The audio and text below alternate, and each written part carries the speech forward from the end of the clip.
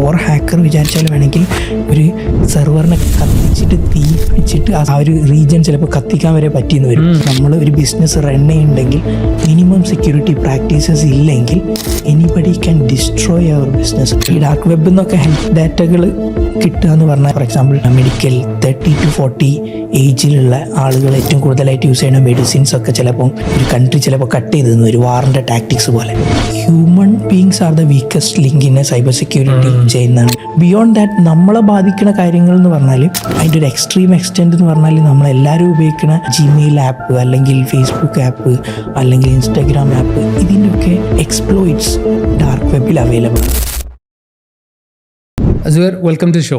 ഞാൻ ലാസ്റ്റായിട്ട് ചെക്ക് ചെയ്യുമ്പോൾ ഇന്ത്യയിൽ internet penetration is close to 50%. Globally നോക്കുകയാണെങ്കിൽ it's 70%. UAE it's like 99%. So that means one thing, opportunities. ഒരു ബിസിനസ്സിനെ സംബന്ധിച്ചിട്ട് if you want to sell something to someone from any part of the world, you can do it. So അതിൻ്റെ കൂടെ തന്നെ വരുന്ന കാര്യമാണ് threads. Threads എന്ന് പറയുമ്പോൾ ലോകത്തിൻ്റെ ഏത് ഭാഗത്തുള്ള ആൾക്കും നിങ്ങളൊരു ടാർഗറ്റ് ആക്കാൻ പറ്റും. ആ ഒരു സ്പേസിലാണ് ബാറ്റിൽ കോപ്പ് ഉള്ളത്, സൈബർ സെക്യൂരിറ്റി സ്പേസിൽ. ബട്ട് അൺഫോർച്ചുനേറ്റ്ലി ഇപ്പോൾ നമ്മൾ ഫൗണ്ടേഴ്സിനെയൊക്കെ ആയിട്ട് സംസാരിക്കുമ്പോൾ മറ്റുള്ള എല്ലാ ടോപ്പിക്സും ഡിസ്കസ് ചെയ്യും. മാർക്കറ്റിംഗ് ആയിക്കോട്ടെ, കസ്റ്റമർ സർവീസ് ആയിക്കോട്ടെ, UI UX എല്ലാം നമ്മൾ പറയും. ബട്ട് സൈബർ സെക്യൂരിറ്റി എന്തുകൊണ്ടോ അതൊരു ടോപ്പിക്കല്ല.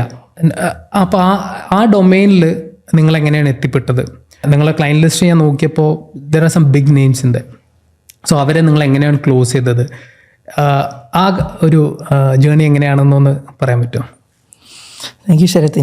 ഇവിടേക്ക് ഇൻവൈറ്റ് ചെയ്തതിന് ഒരുപാട് സന്തോഷം. ഫസ്റ്റ് പറഞ്ഞ സെൻസിറ്റീവ് ടോപ്പിക്ക് പറയാം.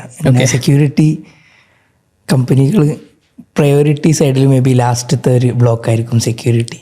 അപ്പോൾ അതിനെ ശരിക്കും ഡാറ്റയ്ക്ക് അവരത്ര ഇമ്പോർട്ടൻസ് കൊടുക്കണമെന്നുള്ളതിനനുസരിച്ചായിരിക്കും. പ്ലസ് അവരൊരു ബഡ്ജറ്റ് കാര്യങ്ങൾ. അപ്പം ബഡ്ജറ്റിങ്ങിൽ തന്നെ ലാസ്റ്റ് പ്രയോറിറ്റി കമ്പനി ഒരു 5 year 10 year ആയിട്ട് സെക്യൂരിറ്റിനെ കുറിച്ച് ഡിസ്കസ് ചെയ്യാൻ തുടങ്ങുന്ന കമ്പനീസ്, ഇങ്ങനെ ഒരുപാട് ടൈപ്പ് ഓഫ് കമ്പനീസ് ഉണ്ട്. നമ്മളിപ്പോൾ നിൽക്കുന്ന UAE പൊതുവെ സെക്യൂരിറ്റി ഒരു റേഞ്ച് ഓഫ് ഏരിയയിൽ സെക്യൂരിറ്റി ഹൈ പ്രയോറിറ്റിയാണ്. അവിടെ ശരിക്കും ഒരു എഡ്യൂക്കേഷൻ്റെ ആവശ്യമില്ലാതെ തന്നെ നമുക്ക് സെല്ല് ചെയ്യാൻ പറ്റും. അവിടെ നമ്മൾ ക്വാളിറ്റി, കോസ്റ്റിംഗ്, കുറച്ച് ഫാക്ടേഴ്സ്, എൻ്റർപ്രൈസ് എക്സ്പീരിയൻസ്, ഇതുപോലത്തെ കുറച്ച് കാര്യങ്ങൾ വെച്ചിട്ട് ഈസിലി പെനിട്രേറ്റ് ചെയ്ത് കയറാൻ പറ്റും. സോ നമ്മൾ സ്റ്റാർട്ടിങ് ടോപ്പിക് സെക്യൂരിറ്റി ഒരു പേഴ്സണൽ ലെവലിലാണെങ്കിലും ഒരു കമ്പനി ലെവലിലാണെങ്കിലും സെക്യൂരിറ്റി ഇമ്പോർട്ടൻ്റ് ആണ്. ബട്ട് കമ്പനികൾ അതെങ്ങനെ കൺസിഡർ ചെയ്യണം എന്നുള്ളതാണ് പ്രൈമറി ഡിസ്കഷൻ. സോ ഞാൻ മനസ്സിലാക്കുന്നത് 2 കമ്പ്യൂട്ടേഴ്സ് കണക്റ്റഡ് ആണെങ്കിൽ അതിലൂടെ ഡാറ്റ പാസ് ചെയ്യുന്നുണ്ടെങ്കിൽ അവിടെ ഒരു സെക്യൂരിറ്റി അത്യാവശ്യമാണ്. അത് ഏതൊരു സെക്യൂരിറ്റിനെ പറ്റി പഠിച്ചിട്ട് ഒരാൾ അവിടെ വർക്ക് ചെയ്താൽ മതി, അല്ലെങ്കിൽ ആ കമ്പ്യൂട്ടേഴ്സ് യൂസ് ചെയ്യുന്ന ഒരാൾക്ക് തന്നെ സെക്യൂരിറ്റിൻ്റെ ബേസിക് ഐഡിയാസ് ഉണ്ടായാൽ മതി. പക്ഷേ ഒരു കമ്പനിയെ സംബന്ധിച്ചിടത്തോളം അവിടെ 200 കമ്പ്യൂട്ടേഴ്സും ഒരുപാട് സെർവേഴ്സും കാര്യങ്ങളൊക്കെ ഉണ്ടാകുന്ന സമയത്ത് അവിടെ സെക്യൂരിറ്റി ഒരു കണക്കിന് നോക്കുമ്പോൾ വളരെ ഇമ്പോർട്ടൻ്റ് ആണ്. അതിലേക്ക് അവർ അല്ലെങ്കിൽ അവർ റിസോഴ്സിൻ്റെ ടൈം സ്പെൻഡ് ചെയ്യുക, ഈ പല രൂപത്തിൽ ട്രിക്കി ആയിട്ടും വളരെ സ്പെൻഡ് കുറച്ചിട്ടും വരെ സെക്യൂരിറ്റി ചെയ്യാൻ പറ്റും.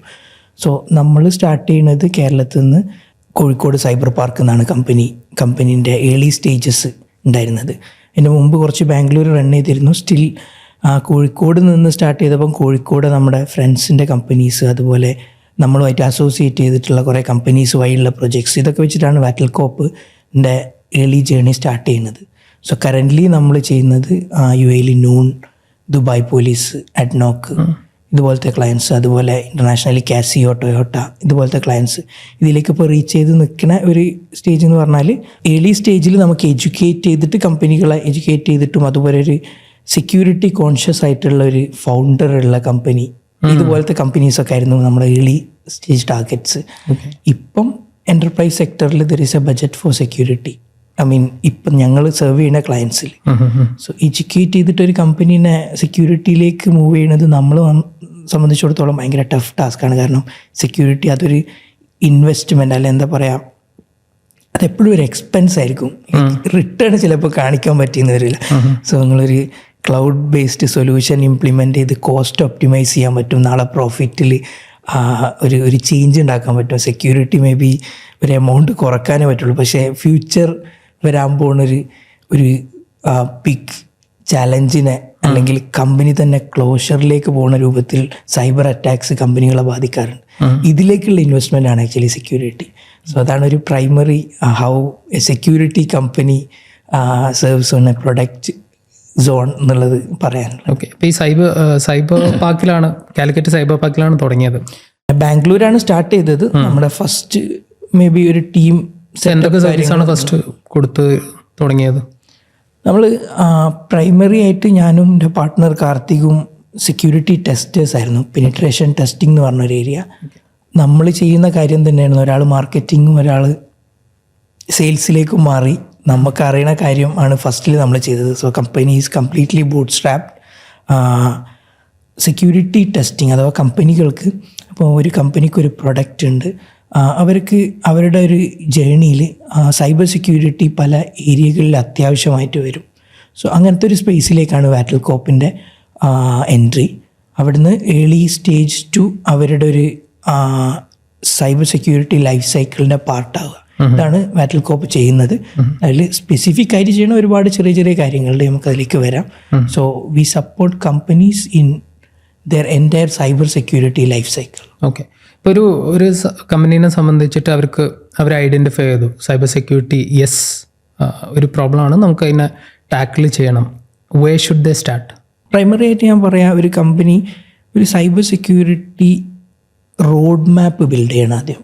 So before spending may be അവർക്ക് ChatGPT ഉപയോഗിക്കുക, അല്ലെങ്കിൽ മേ ബി ഒരു എക്സ്പേർട്ട് കൺസൾട്ടൻറ്റിനെ ഉപയോഗിക്കുക, ഒരു കൺസൾട്ടിങ് കമ്പനീനെ ഉപയോഗിക്കുക. ഈ കമ്പനിയായിട്ട് കൺസൾട്ട് ചെയ്തിട്ട് അവരുടെ ഒരു ഗോയിങ് ഫോർവേഡ് അവരുടെ ഒരു ജേണീനെ മാപ്പ് ചെയ്യണം. ഫോർ എക്സാമ്പിൾ ശരത്ത് നെക്സ്റ്റ് പ്രൊഡക്റ്റിൻ്റെ നെക്സ്റ്റ് ജേണി യൂറോപ്പിലൊരു റീജിയണിലേക്കാണ്. അത് കഴിഞ്ഞിട്ട് ചിലപ്പോൾ US കാലിഫോർണിയ റീജിയണിൽ ഉണ്ടാവും. സോ നെക്സ്റ്റ് 5 ഇയറിൽ നിങ്ങൾ ഡിഫറെൻറ്റ് കൺട്രീസ് ടാർഗറ്റ് ചെയ്തിട്ട് വർക്ക് ചെയ്യുന്നുണ്ടാവും. നിങ്ങളെ പ്രൊഡക്റ്റ് സെല്ല് ചെയ്യേണ്ട ഏരിയാസ് കുറച്ച് ഡിഫറെൻറ്റ് സോണുകളിലുണ്ടാവും. സോ അവിടെയൊക്കെ കുറച്ച് ഈ സൈബർ സെക്യൂരിറ്റി കംപ്ലയൻസ് ഉണ്ടാവും. അതിലേക്ക് നിങ്ങളെ പ്രൊഡക്റ്റിൻ്റെ ലൈഫ് സൈക്കിളിനെ മാച്ച് ചെയ്യേണ്ടി വരും. നിങ്ങളുടെ തന്നെ ഇൻറ്റേർണൽ സെക്യൂരിറ്റി സ്ട്രോങ് ആക്കിയിട്ട് ഡിഫറെൻറ്റ് സ്റ്റാൻഡേർഡ്സിലേക്ക് മാറ്റേണ്ടി വരും. ഫോർ എക്സാമ്പിൾ ഏറ്റവും കോമൺ ആയിട്ടുള്ളൊരു സൈബർ സെക്യൂരിറ്റി പ്രാക്ടീസാണ് ISO 27001 എന്ന് പറഞ്ഞിട്ടുള്ള ഒരു സൈബർ സെക്യൂരിറ്റി സ്റ്റാൻഡേർഡ്. സോ അതിലേക്ക് ഫിറ്റ് ആവണമെങ്കിൽ ഫ്യൂ ക്രൈറ്റീരിയാസ് ഉണ്ട്.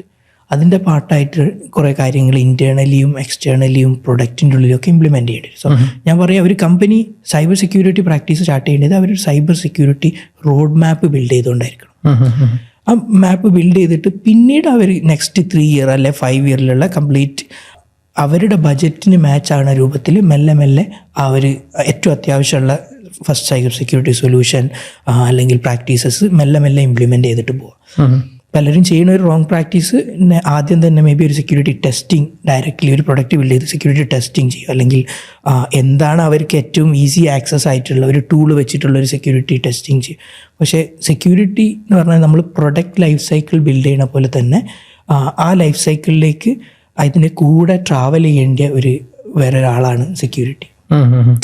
സെക്യൂരിറ്റിനെ സംബന്ധിച്ച് അങ്ങനത്തെ ഒരു റോഡ് മാപ്പ് ബിൽഡ് ചെയ്യണം എന്നുള്ളതാണ് ഒരു കമ്പനിയെ സംബന്ധിച്ച് തുടക്കത്തിൽ ചെയ്യേണ്ടത്. ഞാൻ തുടക്കത്തിൽ എന്ന് പറയുന്നില്ല, പൊതുവെ എല്ലാവർക്കും അതൊരു ബുദ്ധിമുട്ടുള്ള കാര്യമായിരിക്കും. നമുക്ക് തന്നെ ഒരു ക്ലിയർ വ്യൂ ഉണ്ടാവില്ല. എന്നാലും ഒരു മിനിമം സ്റ്റേജ് എത്തി സെക്യൂരിറ്റി പ്രാക്ടീസസ് തുടങ്ങണമെന്ന് ഒരു കമ്പനി ആലോചിക്കുന്ന സമയത്ത് ഇതാണ് ഫസ്റ്റ് പ്രാക്ടീസ്. അത് may be after 1 or 2 year ആയിരിക്കും പൊതുവെ. അത് ഒരു പെർട്ടിക്കുലർ സൈസ് ഉണ്ടോ? ഏതെങ്കിലും ഒരു സൈസ് ഓഫ് കമ്പനി? സൈസ് എന്ന് പറയാൻ പറ്റൂല. അവർക്ക് അവരുടെ എക്സ്പോഷറിനനുസരിച്ചിട്ടാണ് ശരിക്കും അത്. എക്സ്പോഷർ ഇൻ ദ സെൻസ് ഒരു B2C സ്പേസിലുള്ള ഒരു കമ്പനി അവർ കുറച്ചും കൂടി ന്യൂസുകളിലൊക്കെ വരുന്നു, അല്ലെങ്കിൽ ഫണ്ട് റേസ് ചെയ്യുന്നു, അതും അല്ലെങ്കിൽ ഒരുപാട് ആളുകൾ അവരെ പറ്റി അറിയുക, അവർക്ക് യൂസേഴ്സിൻ്റെ ട്രാക്ഷൻ കൂടുക, ഇതുപോലത്തെ ഒരു സ്റ്റേജിലാണ് സെക്യൂരിറ്റി സീരിയസ് ആയിട്ട് എടുക്കേണ്ടത്. ഏർലി സ്റ്റേജിൽ എടുക്കേണ്ടെന്നൊരു സെക്യൂരിറ്റി കമ്പനി ഒരിക്കലും പറയില്ല. എന്നിരുന്നാലും അവരുടെ ബജറ്റും അവർക്ക് ബിൽഡ് ചെയ്യേണ്ട കോസ്റ്റിന്ന് ഒരു വലിയൊരു എമൗണ്ട് മാറ്റി വെച്ചിട്ട് സെക്യൂരിറ്റി ചെയ്യാൻ പറ്റുമെന്ന് വെച്ചാൽ സ്റ്റിൽ അതൊരു ഡിബേറ്റബിൾ ടോപ്പിക് ആയിരിക്കും. How serious is A threat? ഇപ്പോഴത്തെ സിനാരിയോയിൽ നോക്കുകയാണെങ്കിൽ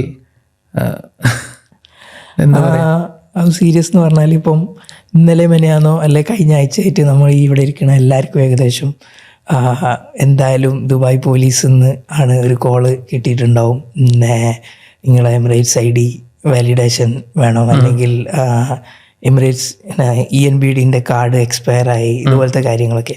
സോ ഞാനും ആക്ച്വലി ഓക്കെ നമ്മളെല്ലാവരും ഓക്കെയാണ്, ഞാനൊരു ഡാറ്റയും കൊടുക്കുകയൊന്നുമില്ല.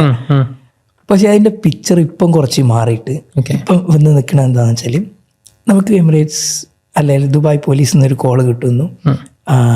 നമ്മൾ സംസാരിച്ച് okay sorry I cannot reveal my data എന്നൊക്കെ പറഞ്ഞിട്ട് നമ്മൾ ആ കോൾ അവിടെ സ്റ്റോപ്പ് ചെയ്ത്.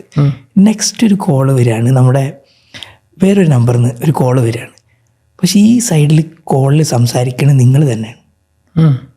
ശരത്ത് സംസാരിച്ചു, കട്ട് ചെയ്ത കോള് 30 സെക്കൻഡ്സ് സംസാരിച്ചു, ശരത്തിൻ്റെ കോള് റെക്കോർഡഡായി. നെക്സ്റ്റ് വിളിക്കുന്നത് ശരത്തിൻ്റെ സെയിം വോയിസിലാണ്. സോ ഇതാണ് ടെക്നോളജീൻ്റെ ഇപ്പം നിൽക്കുന്നത്. So AI can speak exactly like you. So ഇനി നെക്സ്റ്റ് വരിക നിങ്ങളുടെ ടീമിലുള്ള ഒരാൾക്കായിരിക്കും കോള് വരുന്നത്, നിങ്ങളാണ് കോള് ചെയ്യുന്നത്. Okay, I M calling from A different number, okay payments നടത്തണം, അല്ലെങ്കിൽ ഈ അപ്രൂവൽ ചെയ്യണം, അല്ലെങ്കിൽ ഈ ഇമെയിൽ ID ആക്സസ് കൊടുക്കണം, അല്ലെങ്കിൽ അതിൻ്റെ ഫോൺ ഓഫായി പോയി. സോ ഇതാണ് ഇപ്പം വോയിസ് സൈഡിലുള്ള സെക്യൂരിറ്റിൻ്റെ ഡെപ്ത് ഇപ്പോൾ വന്ന് നിൽക്കുന്നത്.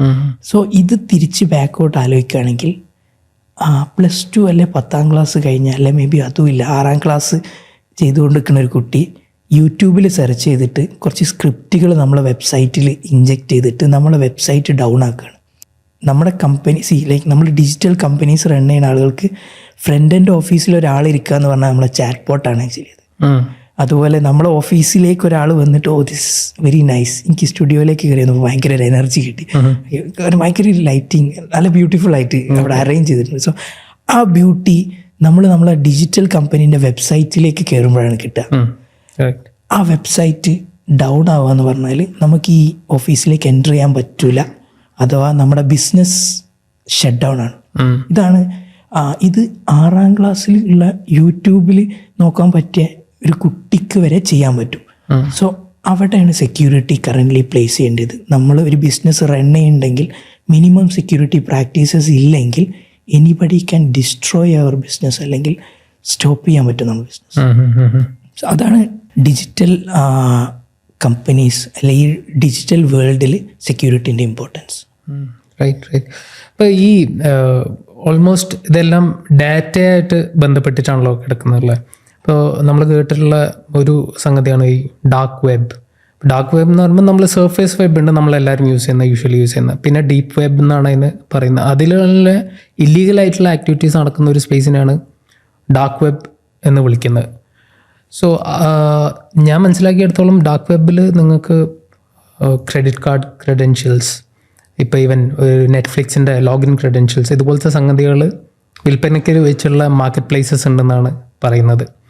സോ അത് ഐഡൻറ്റിഫൈ ചെയ്യാൻ നമുക്ക് എന്തെങ്കിലും മാർഗ്ഗങ്ങളുണ്ടോ, അതോ നിങ്ങളത് തടയാണോ ചെയ്യുന്നത്? ഇപ്പോൾ അത്തരത്തിലുള്ള ഡാറ്റ ബ്രീച്ചസ് ഇല്ലാതെ നോക്കുകയാണോ വാറ്റൽ കോപ്പ് പോലത്തെ കമ്പനി ചെയ്യുന്നത്, അല്ലെങ്കിൽ നമ്മളത് ഐഡൻറ്റിഫൈ ചെയ്തിട്ട് അവിടുന്ന് ആ ഡാറ്റ റിമൂവ് ചെയ്യണോ, എന്താണ്?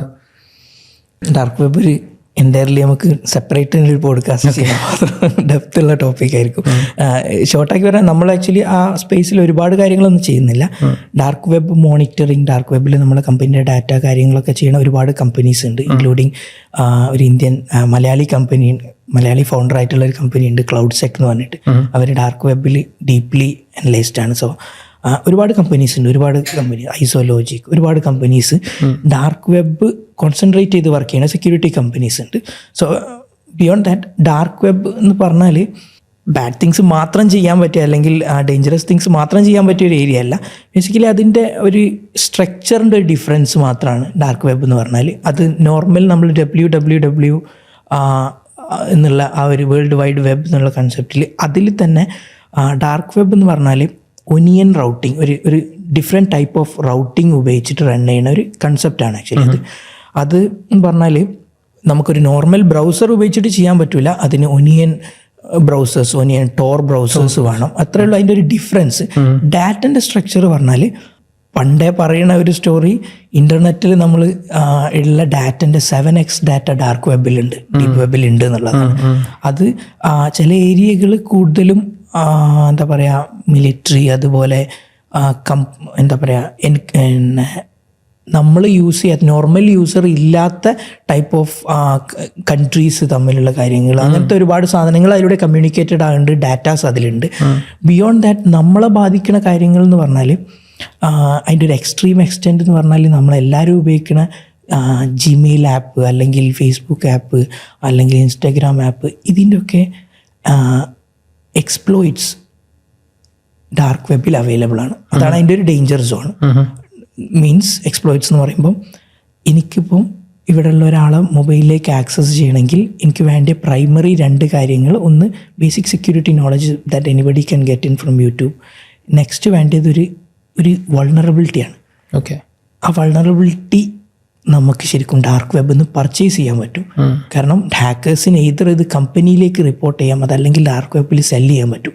സോ ഡാർക്ക് വെബിൻ്റെ ഒരു ഡെപ്ത് എന്ന് പറഞ്ഞാൽ ഇതുപോലത്തെ കാര്യം മുതൽ തുടങ്ങിയിട്ട് കമ്പനീസിൻ്റെ, ഇപ്പോൾ നമ്മൾ പറഞ്ഞ പോലെ നമ്മളെ കമ്പനീൻ്റേത് മാത്രമല്ല, പല സമയത്തായിട്ട് നമ്മളെ രാജ്യത്തിൻ്റെ ഏറ്റവും ലൈക്ക് ഇന്ത്യയിലേക്കുള്ള ഏറ്റവും ഇമ്പോർട്ടൻറ്റ് ഡാറ്റ വരെ സെല്ല് ചെയ്തിട്ടുണ്ട്. ഇപ്പോൾ റീസെൻ്റ്ലി സ്റ്റാർ ഹെൽത്തിനെ പറ്റി കൺഫേംഡ് അല്ല, സ്റ്റാർ ഹെൽത്തിനെ പറ്റി 2ാമത്തെ പ്രാവശ്യം സ്റ്റാർ ഹെൽത്തിലെ മൊത്തം ഹെൽത്ത് ഡാറ്റ അവൈലബിൾ ആണെന്ന് കേട്ടു.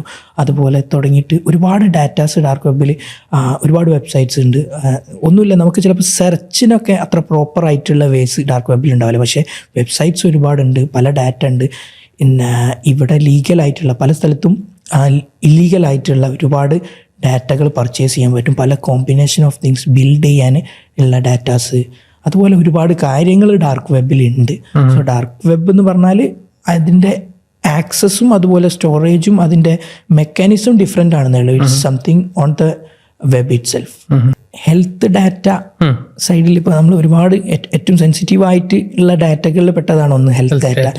ഈ ഡാർക്ക് വെബിൽ നിന്നൊക്കെ ഹെൽത്ത് ഡാറ്റകൾ കിട്ടുക എന്ന് പറഞ്ഞാൽ അതിൻ്റെ ഒരു ഇതെന്ന് പറഞ്ഞാൽ വാറിലൊക്കെ ശരിക്കും ഡാറ്റകൾ ഒരു കമ്പനിക്ക് എഗെയിൻസ്റ്റ് ആയിട്ട്, ഫോർ എക്സാമ്പിൾ ഇന്ത്യക്ക് എഗെയിൻസ്റ്റ് ആയിട്ട് അല്ലെങ്കിൽ യു എക്ക് എഗെയിൻസ്റ്റ് ആയിട്ട് ഒരു കൺട്രി വർക്ക് ചെയ്യുമ്പോൾ ഒരു വാർ ഉണ്ടാകുന്ന സമയത്ത് കട്ട് ചെയ്യണ ഡാറ്റ മെഡിക്കൽ ഡാറ്റ ഒക്കെ ആയിരിക്കും. അപ്പം so four example medical 30 to 40 ഏജിലുള്ള ആളുകൾ ഏറ്റവും കൂടുതലായിട്ട് യൂസ് ചെയ്യുന്ന മെഡിസിൻസ് ഒക്കെ ചിലപ്പം ഒരു കൺട്രി ചിലപ്പോൾ കട്ട് ചെയ്ത് തന്നു, ഒരു വാറിൻ്റെ ടാക്ടിക്സ് പോലെ.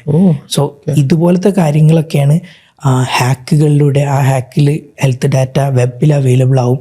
ആ ഡാറ്റ പല കൺട്രീസും പല കാര്യങ്ങൾക്കുമായിട്ട് ഉപയോഗിക്കും. അതേ ആ സോണിലുള്ള മെഡിസിനിലെ റിസർച്ച് കാര്യങ്ങളിലേക്ക് ഏറ്റവും കൂടുതൽ ഒരു കൺട്രിയിൽ വരുന്ന ലൈക്ക് ഇന്ത്യയിലൊക്കെ ഭയങ്കര ചീപ്പാണ് മെഡിസിൻ, യുഎനെ കമ്പയർ ചെയ്യുമ്പോൾ കുറച്ച് ഇതാണ്. അപ്പോൾ ഇതുപോലത്തെ കാര്യങ്ങൾ നോർമൽ സ്പേസിലുണ്ടെങ്കിൽ ഡാറ്റ ആരൊക്കെയാണ് ഇതിൻ്റെ യൂസേഴ്സ് എന്നുള്ളത് ഭയങ്കര സെൻസിറ്റീവ് ഡാറ്റയാണ്. സോ ആ കമ്പനീസ് പ്രോപ്പറായിട്ട് സെക്യൂരിറ്റി ഒക്കെ ചെയ്തിട്ടില്ലെങ്കിൽ ഡാർക്ക് വെബിൽ നിന്ന് ഇതുപോലത്തെ ഡാറ്റാസ് പൊങ്ങി വരും. സോ യുഎനെ സംബന്ധിച്ചിടത്തോളം അഡിക്സ് അബുദാബി ഹെൽത്ത് ഒരു ഇതുണ്ട്, ഡാറ്റ കംപ്ലയൻസ് ഉണ്ട്.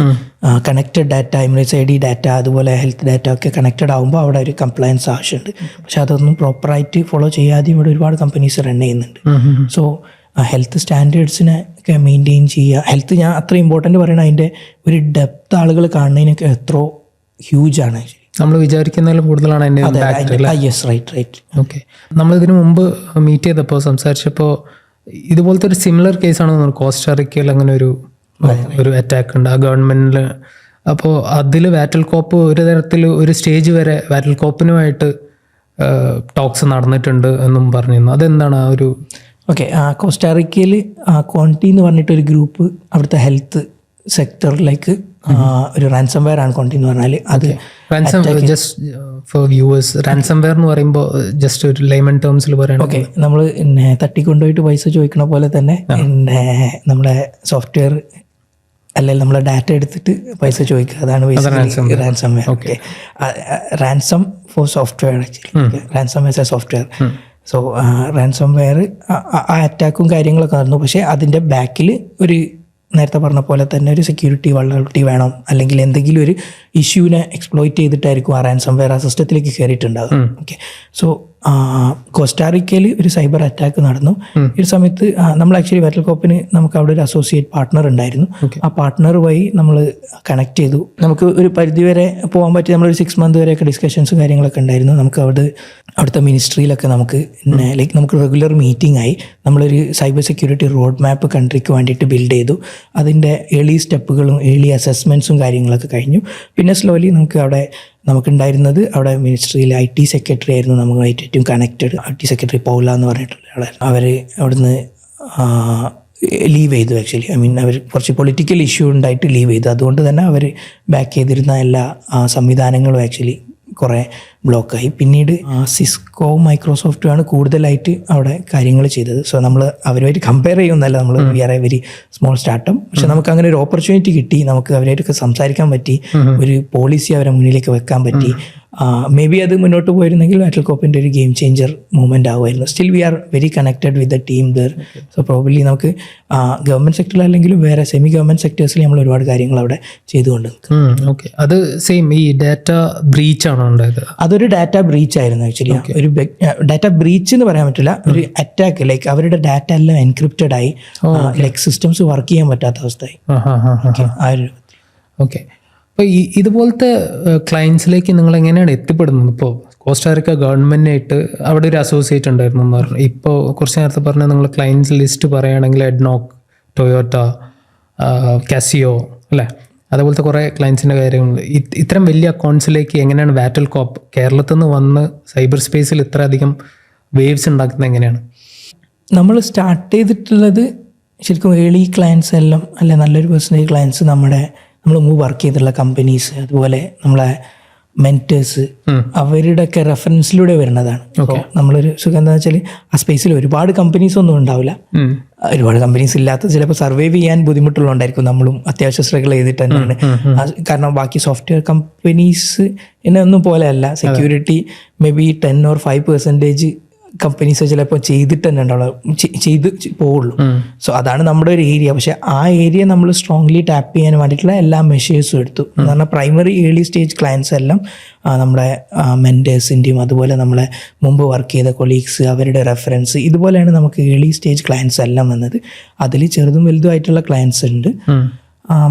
പിന്നീട് നമ്മൾ കുറച്ചും കൂടിയും ഓർഗാനിക്കായിട്ട് കമ്പനീസ് നമ്മൾ റീച്ച് ചെയ്യുന്ന രൂപത്തിലേക്ക് ഒരു ഡിജിറ്റൽ പ്രസൻസ് ബിൽഡ് ചെയ്തു. അത് നമ്മൾ ലാസ്റ്റ് ഒരു 5 years നമ്മളുള്ള ഒരുവിധം എല്ലാ മാർക്കറ്റുകളിലും നമുക്ക് ഒരു ഫസ്റ്റ്, സെക്കൻഡ് അല്ലെ ഫസ്റ്റ് പേജിലോ മേ ബി ടോപ്പ് 3 ഗൂഗിളിൽ നമുക്ക് പ്രസൻസ് കിട്ടി.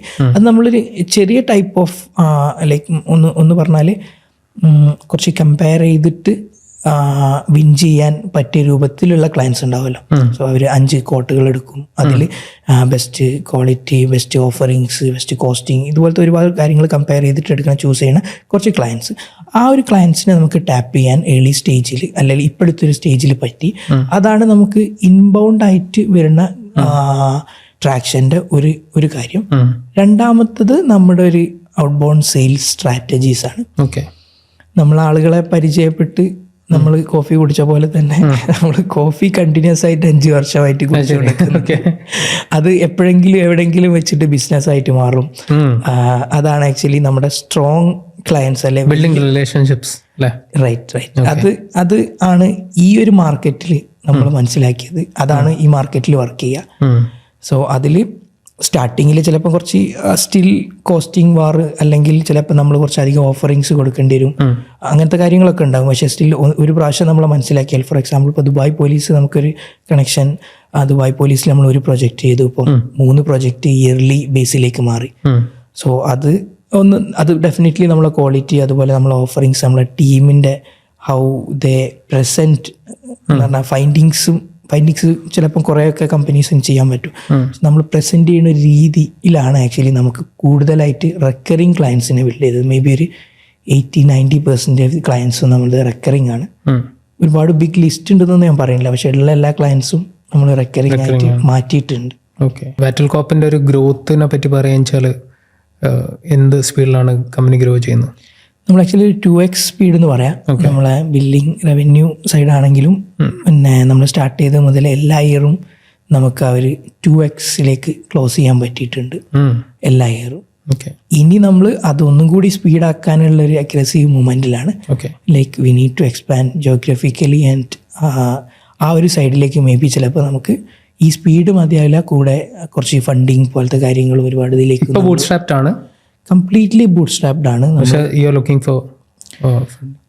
May be I am still നമ്മൾ ഡിസ്കഷൻസ്, നമുക്ക് 2 ഓഫേഴ്സ് വന്നിട്ടുണ്ട്, നമ്മൾ സംസാരിച്ചു കൊണ്ടിരിക്കുന്നുണ്ട്, റിവീൽ ചെയ്യാനുള്ളൊരു സ്റ്റേജ് ആയിട്ടില്ല. മേ ബി ഒന്ന് ആക്ച്വലി യോക്കോഗാവ പിന്നെ ജപ്പാൻ, ഓക്കെ അവരായിട്ട് ഇപ്പോൾ 2 ടോക്സ് കഴിഞ്ഞു. Maybe they will be one of our partner in our expansion, but still confirmed സ്റ്റേജോ കാര്യങ്ങളോ ഒന്നുമല്ല.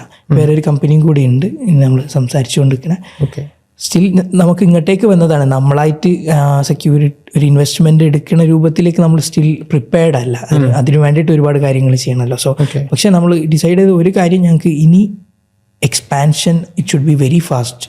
AI കാര്യങ്ങളൊക്കെ എല്ലാ റീജിയണിനും ടേക്ക് ഓവർ ചെയ്യുമ്പോൾ വെറ്റൽകോപ്പിന് വേറെ ഓപ്ഷൻ ഇല്ല എക്സ്പാൻഷൻ സ്പീഡാക്കുക എന്നുള്ളതല്ലാതെ.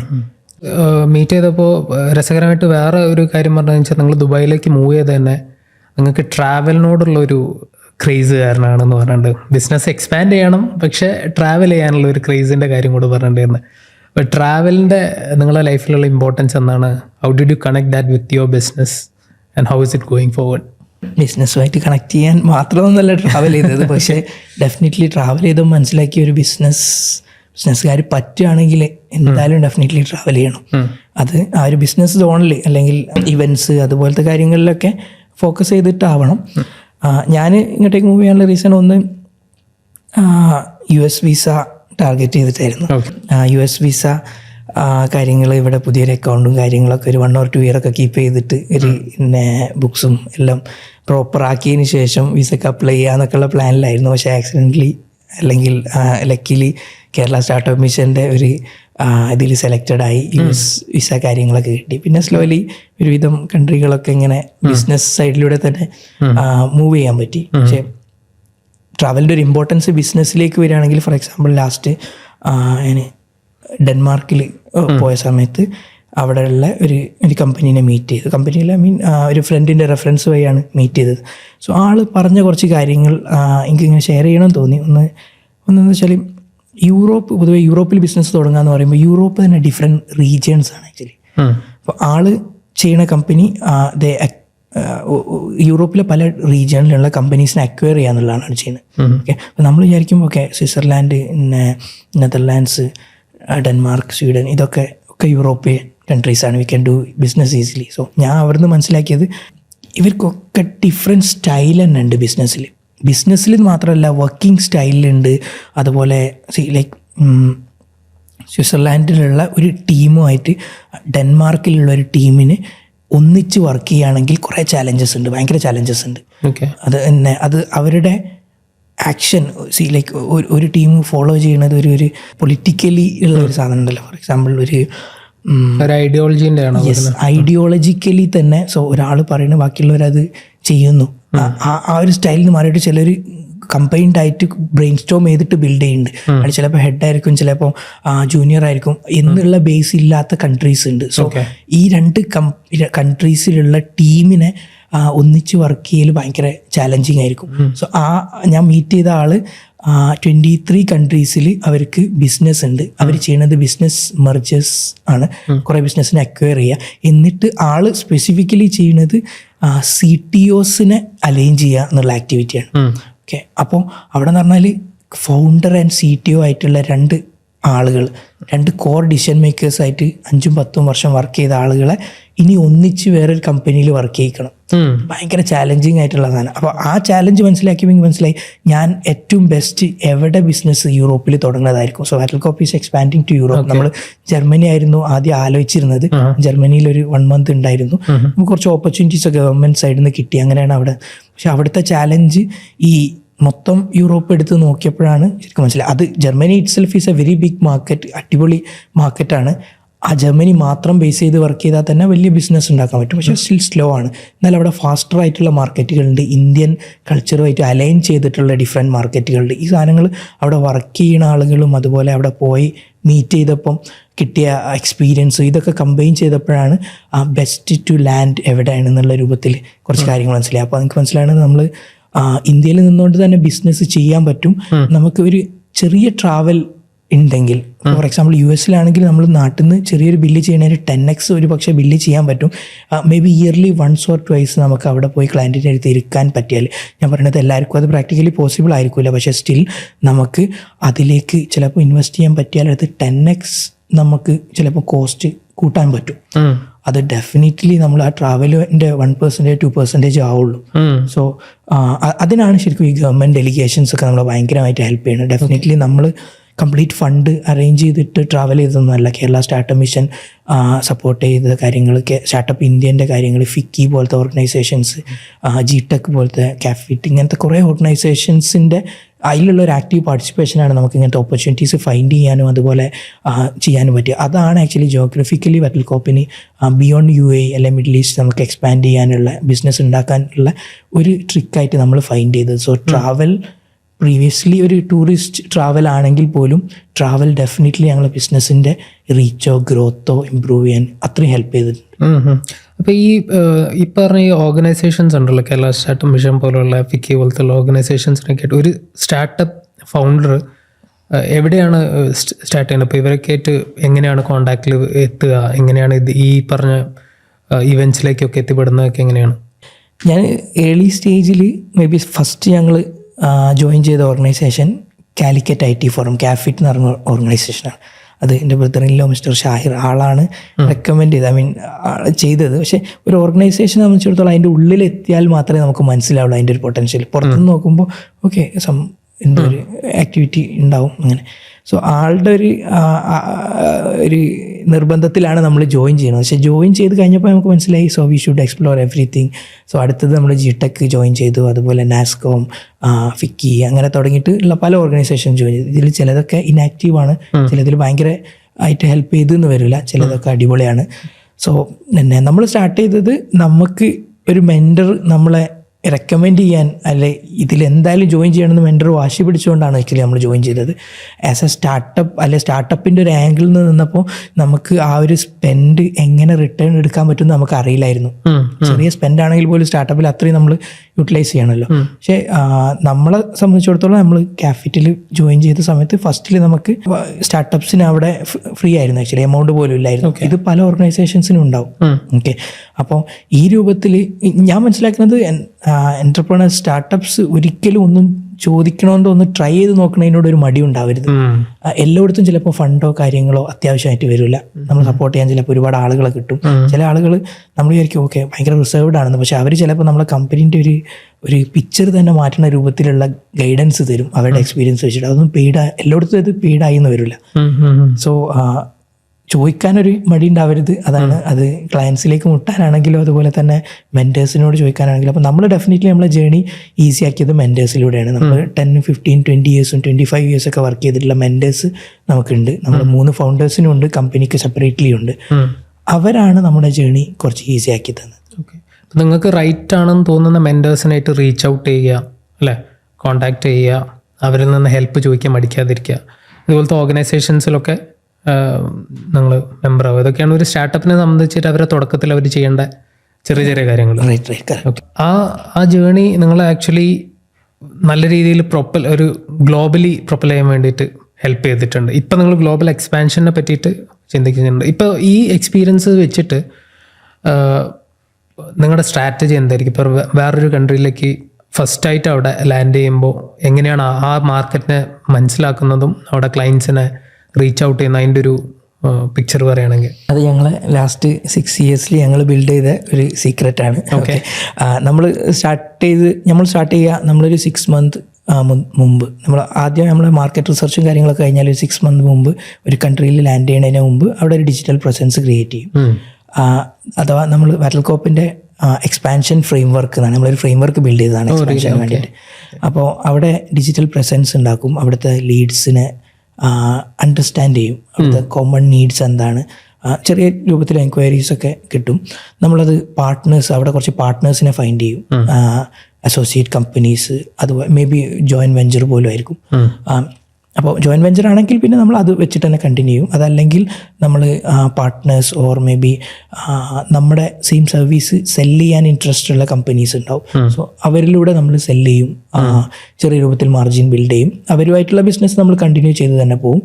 അസോസിയേറ്റ് പാർട്ട്നേഴ്സ് നമ്മൾ സ്ലോലി ആ എമൗണ്ട് തന്നെ അവിടെ റീഇൻവെസ്റ്റ് ചെയ്തിട്ട് അവിടെ ചെറിയ പ്രസൻസ്, ഐ മീൻ ലീഗൽ കാര്യങ്ങളൊക്കെ പിന്നീടാണ് ചെയ്യുക. അല്ലെങ്കിൽ അതിൻ്റെ തൊട്ട് മുമ്പായിട്ട് തന്നെ മേ ബി ഏതർ ഒരു ഫൗണ്ടർ അങ്ങോട്ടേക്ക് മൂവ് ചെയ്യും, അതല്ലെങ്കിൽ ഒരു കൺട്രി ഹെഡിനെ അവിടെ ബിൽഡ് ചെയ്യും. ആ ആൾ അവിടുത്തെ ഒരു ഫേസ് ആയിട്ട് വർക്ക് ചെയ്യും. അവിടുന്ന് പിന്നെ ഡിജിറ്റൽ കഴിഞ്ഞാൽ നെക്സ്റ്റ് നമ്മൾ ഔട്ട് ബൗണ്ട് സെയിൽസ് പോലെ നമ്മൾ അവിടുത്തെ ടാർഗറ്റ് ഓഡിയൻസ് അല്ലെങ്കിൽ ടാർഗറ്റ് കമ്പനീസിലേക്ക് അവിടെ അടുത്തേക്ക് പോവും. അവരുമായിട്ട് സംസാരിച്ചിരിക്കും, അവിടുത്തെ ഓപ്പർച്യൂണിറ്റീസ് മനസ്സിലാക്കും. കണ്ടിന്യൂസ് ആയിട്ട് ഈ ഒരു ആക്ടിവിറ്റി ചെയ്യും. സ്ലോലി അത് കുറച്ച് ബിസിനസ്സിലേക്ക് കൺവേർട്ട് ആവും. ആ ബിസിനസ് പിന്നീട് റീഇൻവെസ്റ്റ് ചെയ്ത് ഓഫീസ് ഓർ ഒരു ടീം, സെയിൽസ് ടീം അവിടെ സെറ്റ് ആവും. മേ ബി 1 or 2 കൺസൾട്ടൻസ് ചിലപ്പോൾ വേണ്ടി വരും അവിടെ. അങ്ങനെ സ്ലോലി ആ ഒരു റീജിയൺ അല്ല ആ ഒരു കൺട്രിയിൽ ഒരു ടീം ബിൽഡ് ചെയ്യും. കൂടുതൽ കാര്യങ്ങളും ഇന്ത്യൻ ഓഫീസിൽ നിന്നായിരിക്കും വർക്കുകൾ ഏറ്റവും കൂടുതലായിട്ട് വരിക.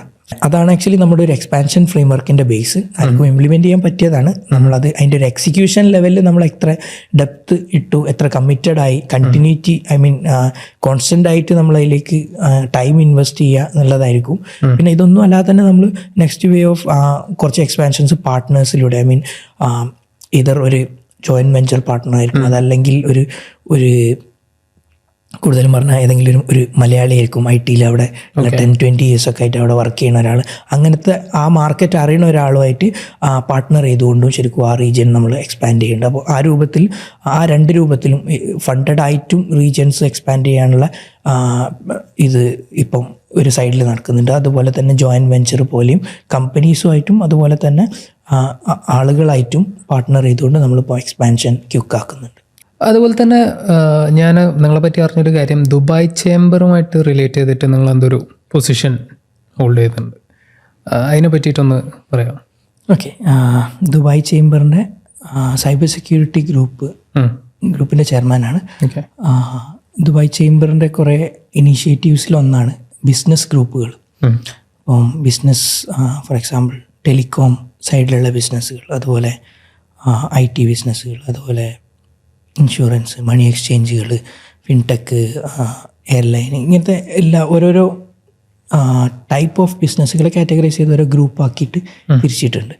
ആ ഗ്രൂപ്പുകളിൽ എന്ന് പറഞ്ഞാൽ പ്രൈമറിലി ആ ഗ്രൂപ്പുകൾക്ക് എന്തെങ്കിലും അത്യാവശ്യം കാര്യങ്ങൾ ഗവൺമെൻറ്റിലേക്ക് കമ്മ്യൂണിക്കേറ്റ് ചെയ്യാൻ, ഗവൺമെൻറ്റിന് സ്പെസിഫിക്കലി ആ ഒരു റീജിയനിൽ എന്തെങ്കിലും ആ ഒരു ടൈപ്പ് ഓഫ് ഇൻഡസ്ട്രിയിൽ എന്തെങ്കിലും ചെയ്യാൻ, ഇതുപോലത്തെ കാര്യങ്ങളൊക്കെ ഈസി ആക്കാൻ വേണ്ടിയിട്ട് ദുബായ് ചേംബറിൻ്റെ ഒരു ഇനീഷ്യേറ്റീവാണ് ദുബായ് ചേംബേഴ്സ് ഗ്രൂപ്പ്സ്. ഓക്കെ, അത് ബിസിനസ് ഗ്രൂപ്പുകളും ബിസിനസ് കൗൺസിൽസും ഉണ്ട്. ബിസിനസ് കൗൺസിൽസ് എന്ന് പറഞ്ഞാൽ ഒരു കൺട്രിക്ക് ഒരു കൗൺസിലായിരിക്കും. അപ്പോൾ ആ കൺട്രിയായിട്ട് കണക്ട് ചെയ്ത് ദുബായ് ചേംബറിന് എന്തെങ്കിലും ചെയ്യണമെങ്കിൽ ആ കൗൺസിൽസിലേക്ക് കണക്ട് ചെയ്യും. അതുപോലെ ആ ഒരു സ്പെസിഫിക് ഇൻഡസ്ട്രിയിൽ എന്തെങ്കിലും ചെയ്യണമെങ്കിൽ ആ ഗ്രൂപ്പുമായിട്ട് കണക്ട് ചെയ്യും. So cyber security group last ഒരു 2 year ആയിട്ടേ ഉള്ളൂ.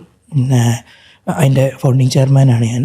ഒരു ടീമുണ്ട്, നമ്മളൊരു 30-40 സൈബർ സെക്യൂരിറ്റി കമ്പനീസാണ് അതിൻ്റെ ഗ്രൂപ്പ് മെമ്പേഴ്സ്. അവരൊക്കെ ഇവിടെ സൈബർ സെക്യൂരിറ്റി ബിസിനസ് കുറച്ച് വർഷങ്ങളായിട്ട് ചെയ്യുന്ന ആളുകളാണ്. സോ ആ ഗ്രൂപ്പിൻ്റെ ഇനീഷ്യേറ്റീവ് എന്ന് പറഞ്ഞാൽ സൈബർ സെക്യൂരിറ്റി സൈഡിൽ ഗവൺമെൻറ്റിന് കുറച്ച് റെഗുലേഷൻസും കാര്യങ്ങളൊക്കെ ഓൾറെഡി ഉണ്ട്, കുറച്ച് റെഗുലേഷൻസൊക്കെ പോകുന്നുണ്ട്. സോ അതിന് ബിസിനസ്സുകളായിട്ടും ഒന്ന് കണക്ട് ചെയ്യുക, ബിസിനസ്സുകൾ സജഷൻസ് എടുക്കുക, സ്പെസിഫിക്കലി സൈബർ സെക്യൂരിറ്റി ഇൻഡസ്ട്രി ബിസിനസ്സുകൾക്ക്. അതുപോലെ തന്നെ സൈബർ സെക്യൂരിറ്റി ബിസിനസ്സുകൾക്ക് ഒരു ചാലഞ്ച് വരുമ്പോൾ അതിനെ ഗവൺമെൻറ്റിലേക്ക് എത്തിക്കുക. Maybe going forward cyber സെക്യൂരിറ്റിയിൽ ദുബായിലെ കീ ഇനീഷ്യേറ്റീവ്സ് ഒക്കെ ഡ്രൈവ് ചെയ്യുന്ന ഒരു ഗ്രൂപ്പും കൂടി ആയിരിക്കും ഇത്. For example food and beverages group last 14-15 years ആയിട്ട് റൺ ചെയ്യണതാണ് ചേംബറിൻ്റെ. അതിൻ്റെ ചെയർമാൻ ഇപ്പോൾ കറൻ്റ്ലി ഒരു എമിറാത്തിയാണ് ആള്. മേ ബി ഇവിടുത്തെ ഒരു മിനിസ്ട്രി പവർ ഉള്ള ഒരാളാണ്, മേ ബി മിനിസ്റ്റർ അല്ലെ ആ റേഞ്ചിലേക്കൊക്കെ പോകാൻ പവർഫുൾ ആയിട്ടുള്ള അതാണ് അതിൻ്റെ ഒരു path actually. Okay, slowly cyber security ഗ്രൂപ്പും നല്ല രൂപത്തിൽ, ഐ മീൻ ഡെഫിനറ്റ്ലി അറബ്സും ഒരുപാട് ആളുകൾ ഇതിലേക്ക് വരും. സോ അതിൻ്റെ ഒരു കീ വർക്ക് നമ്മളിപ്പോൾ സ്റ്റിൽ ചെറിയ രൂപത്തിൽ സ്റ്റാർട്ട് ചെയ്ത് തുടങ്ങിയിട്ടേ ഉള്ളൂ. വളരെ ഭയങ്കര സ്ലോ ആണ്, കാരണം എല്ലാം ബിസിനസ് ഫൗണ്ടേഴ്സാണ്. സ്പെസിഫിക്കലി കോമ്പറ്റീറ്റേഴ്സ് ആയിരിക്കും, ഒരുപാട് കാര്യങ്ങൾ, ഒരുപാട് ചലഞ്ചസ് ഉണ്ടാവും. സോ ദുബായ് ചേംബറിൻ്റെ ഒരു ഇനീഷ്യേറ്റീവാണ് ഈ സൈബർ സെക്യൂരിറ്റി ഗ്രൂപ്പ് എന്ന് പറഞ്ഞാൽ. അതിൽ ഇപ്പോൾ എയർലൈൻ ഏവിയേഷൻ്റെ ആക്ച്വലി എമിറേറ്റ്സിൻ്റെ CEO ആണ്. ഓക്കെ. അതുപോലെ സൈബർ സെക്യൂരിറ്റി ഗ്രൂപ്പിന്റെ ചെയർമാൻ ആയിട്ടുള്ളത് ആക്സിഡൻ്റലി അതെങ്ങനെയാണ് അതിലേക്ക് എത്തിപ്പെടാൻ കാരണം നമുക്ക് ഇവിടെ ഞങ്ങളുടെ എക്സ്പാൻഷൻ ഫ്രെയിംവർക്കിലുള്ള കാര്യം പറയല. നമ്മൾ ആക്ച്വലി ഇവിടുത്തെ നമ്മൾ കോമ്പറ്റീറ്റർ എന്നുള്ളൊരു സാധനം തന്നെ നമുക്ക് ഇല്ല. അങ്ങനെ ഒരു വേർഡ് നമ്മൾ യൂസ് ചെയ്യാറില്ല. കാരണം കോമ്പറ്റീറ്റേഴ്സ് നമുക്ക് ഏറ്റവും വലിയ ഓപ്പർച്യൂണിറ്റി കോമ്പറ്റീറ്റേഴ്സാണ്. അവരുടെ ബിസിനസ് ഞങ്ങളുടെ എക്സ്പേർട്ട് ആയിട്ടുള്ള ഒരു ഏരിയ ഉണ്ട്, സെക്യൂരിറ്റി അസസ്മെൻറ്റ്. ആ ഒരു പാർട്ട് നമ്മൾ ഇവിടുത്തെ എല്ലാ നല്ലൊരു പെർസെൻറ്റേജ് കമ്പനീസിനും ബാക്ക് എൻഡിൽ നമ്മൾ വർക്ക് ചെയ്യുന്നുണ്ട്. ഓക്കെ, സോ അതാണ് ഒരു കീ കാര്യം. നമ്മൾ ഇൻകം ഒരു റീജിയനിൽ കയറി വന്നാൽ ഫസ്റ്റിൽ ചെയ്യണത്. അത് കഴിഞ്ഞ് പിന്നെ നമ്മൾ ഡെഫിനറ്റ്ലി മാർക്കറ്റിൽ ഉണ്ടാവും. സോ നമ്മളെ എക്സ്പേർട്ട് ഏരിയ ഏതർ നമുക്ക് ഡയറക്റ്റ് ആയിട്ടോ അല്ലെങ്കിൽ പാർട്ട്നേഴ്സ് വഴിയോ നമുക്ക് ആ ബിസിനസ് കിട്ടുക എന്നുള്ളതാണ്. സോ അങ്ങനത്തെ ഒരു രീതിയിൽ നോക്കുമ്പോൾ സൈബർ സെക്യൂരിറ്റി കമ്പനീസിലേക്ക് ഏറ്റവും റീച്ചുള്ള ഒരു ഇത് എന്നുള്ള രൂപത്തിലാണ് ആ ഇലക്ഷനിൽ അത് വിൻ ചെയ്യാനുള്ള ഒരു പ്രൈമറി റീസൺ. കാരണം ബാക്കിയുള്ളവരൊക്കെ തമ്മിൽ കോമ്പറ്റീറ്റേഴ്സാണ്, നമ്മൾ ആക്ച്വലി ഫ്രണ്ട്സാണ്. ഓക്കെ. സോ അതാണ് അതിൻ്റെ ഒരു ഇത് നോർമലി 2 year ആണ് അതിൻ്റെ ഒരു ടേം എന്ന് പറഞ്ഞാൽ. പക്ഷേ ചേംബറിൻ്റെ ഒരു ഓർഗനൈസേഷൻ സ്ട്രക്ചറിൽ ചെറിയ ചേഞ്ചസ് ഒക്കെയാണ് പിന്നീട് വരൽ. അല്ല ഈവൻ ചേംബറൊക്കെ ആണെങ്കിൽ ടീം കണ്ടിന്യൂ ചെയ്യാന്നുള്ള രൂപത്തിലാണ് ആഫ്റ്റർ 2 years പല ഗ്രൂപ്പിലും സംഭവിക്കുന്നത്. കാരണം എന്താ വെച്ചാൽ ഇത് ബിസിനസ്സുകാരെ വെച്ചിട്ട് അവരുടെ ബിസിനസ്സിൻ്റെ കൂടെ റൺ ചെയ്യേണ്ടതുകൊണ്ട് ഇതിൻ്റെ റണ്ണിങ് ഭയങ്കര സ്ലോ ആയിരിക്കും. 5 year ഒക്കെ ആകുമ്പോഴേ എന്തെങ്കിലും ഭയങ്കര ഇനിഷ്യേറ്റീവ്സ്, ഇപ്പോൾ ജൈടെക്സ് പോലത്തെ event food and beverages group ബിൽ നടത്തുന്നുണ്ട്. ജൈടെക്സ് IT-യിലുള്ള പോലെ തന്നെ. സോ അതാണ് അതിൻ്റെ ഒരു റീച്ച് അല്ലെ ഒരു possibility. So need to explore. നമ്മൾ സ്റ്റാർട്ട് ചെയ്തിട്ടുണ്ട്. ഓക്കെ. അതേപോലെ തന്നെ നിങ്ങൾ എവിടെയാണ് പഠിച്ചത്, എന്താണ് പഠിച്ചത്, കരിയർ എങ്ങനെ സൈബർ സെക്യൂരിറ്റി ഇതിലേക്ക് എത്തി, അതൊന്ന് ബ്രീഫായിട്ട് പറയുകയാണെങ്കിൽ. ഞാൻ പഠിച്ചത് കാസർഗോഡ് LBS കോളേജിലാണ്. LBS കോളേജിൽ ഗവൺമെൻറ് സെമി ഗവൺമെൻറ് കോളേജാണ് ആക്ച്വലി. പിന്നെ LBS ലാൽ ബഹാദൂർ ശാസ്ത്രി തിരുവനന്തപുരത്തുണ്ട്, പിന്നെ കാസർഗോഡുമാണുള്ളത്. LBS സ്റ്റാർട്ട് ചെയ്തപ്പം ശരിക്കും എഞ്ചിനീയറിങ് നമ്മുടെ ഒരു ലൈനാണോ എന്നുള്ളൊരു കൺഫ്യൂഷനൊക്കെ ഉണ്ടായിരുന്നു. പിന്നീട് സ്ലോലി അവിടുത്തെ ഒരു എൻവയോൺമെൻറ്റ്, അതുപോലെ കുറേ ചാലഞ്ചസ്, കോളേജ് ആകുമ്പോൾ നോർമലി ഒരു കോളേജിൽ നിന്ന് വരാത്ത അത്രയും വലിയ ചാലഞ്ചസ് നമുക്ക് കിട്ടിയിട്ടുണ്ടാകും. ഫോർ എക്സാമ്പിൾ നമ്മൾ ഹോസ്റ്റലൊക്കെ മാറുന്ന സമയത്ത് എനിക്ക് തോന്നുന്നത് ഹോസ്റ്റലിൽ നിന്ന് ലൈക്ക് കോളേജ് ക്യാമ്പസിൻ്റെ ഉള്ളിലാണ് ഞങ്ങളുടെ ഹോസ്റ്റൽ ഉണ്ടായിരുന്നത്. അപ്പോൾ അത് കോളേജിൽ അടി പ്രശ്നങ്ങൾ കൊണ്ട് പിന്നെ ജെൻസ് ഹോസ്റ്റൽ പുറത്തേക്ക് മാറ്റാണ്. ഓക്കെ.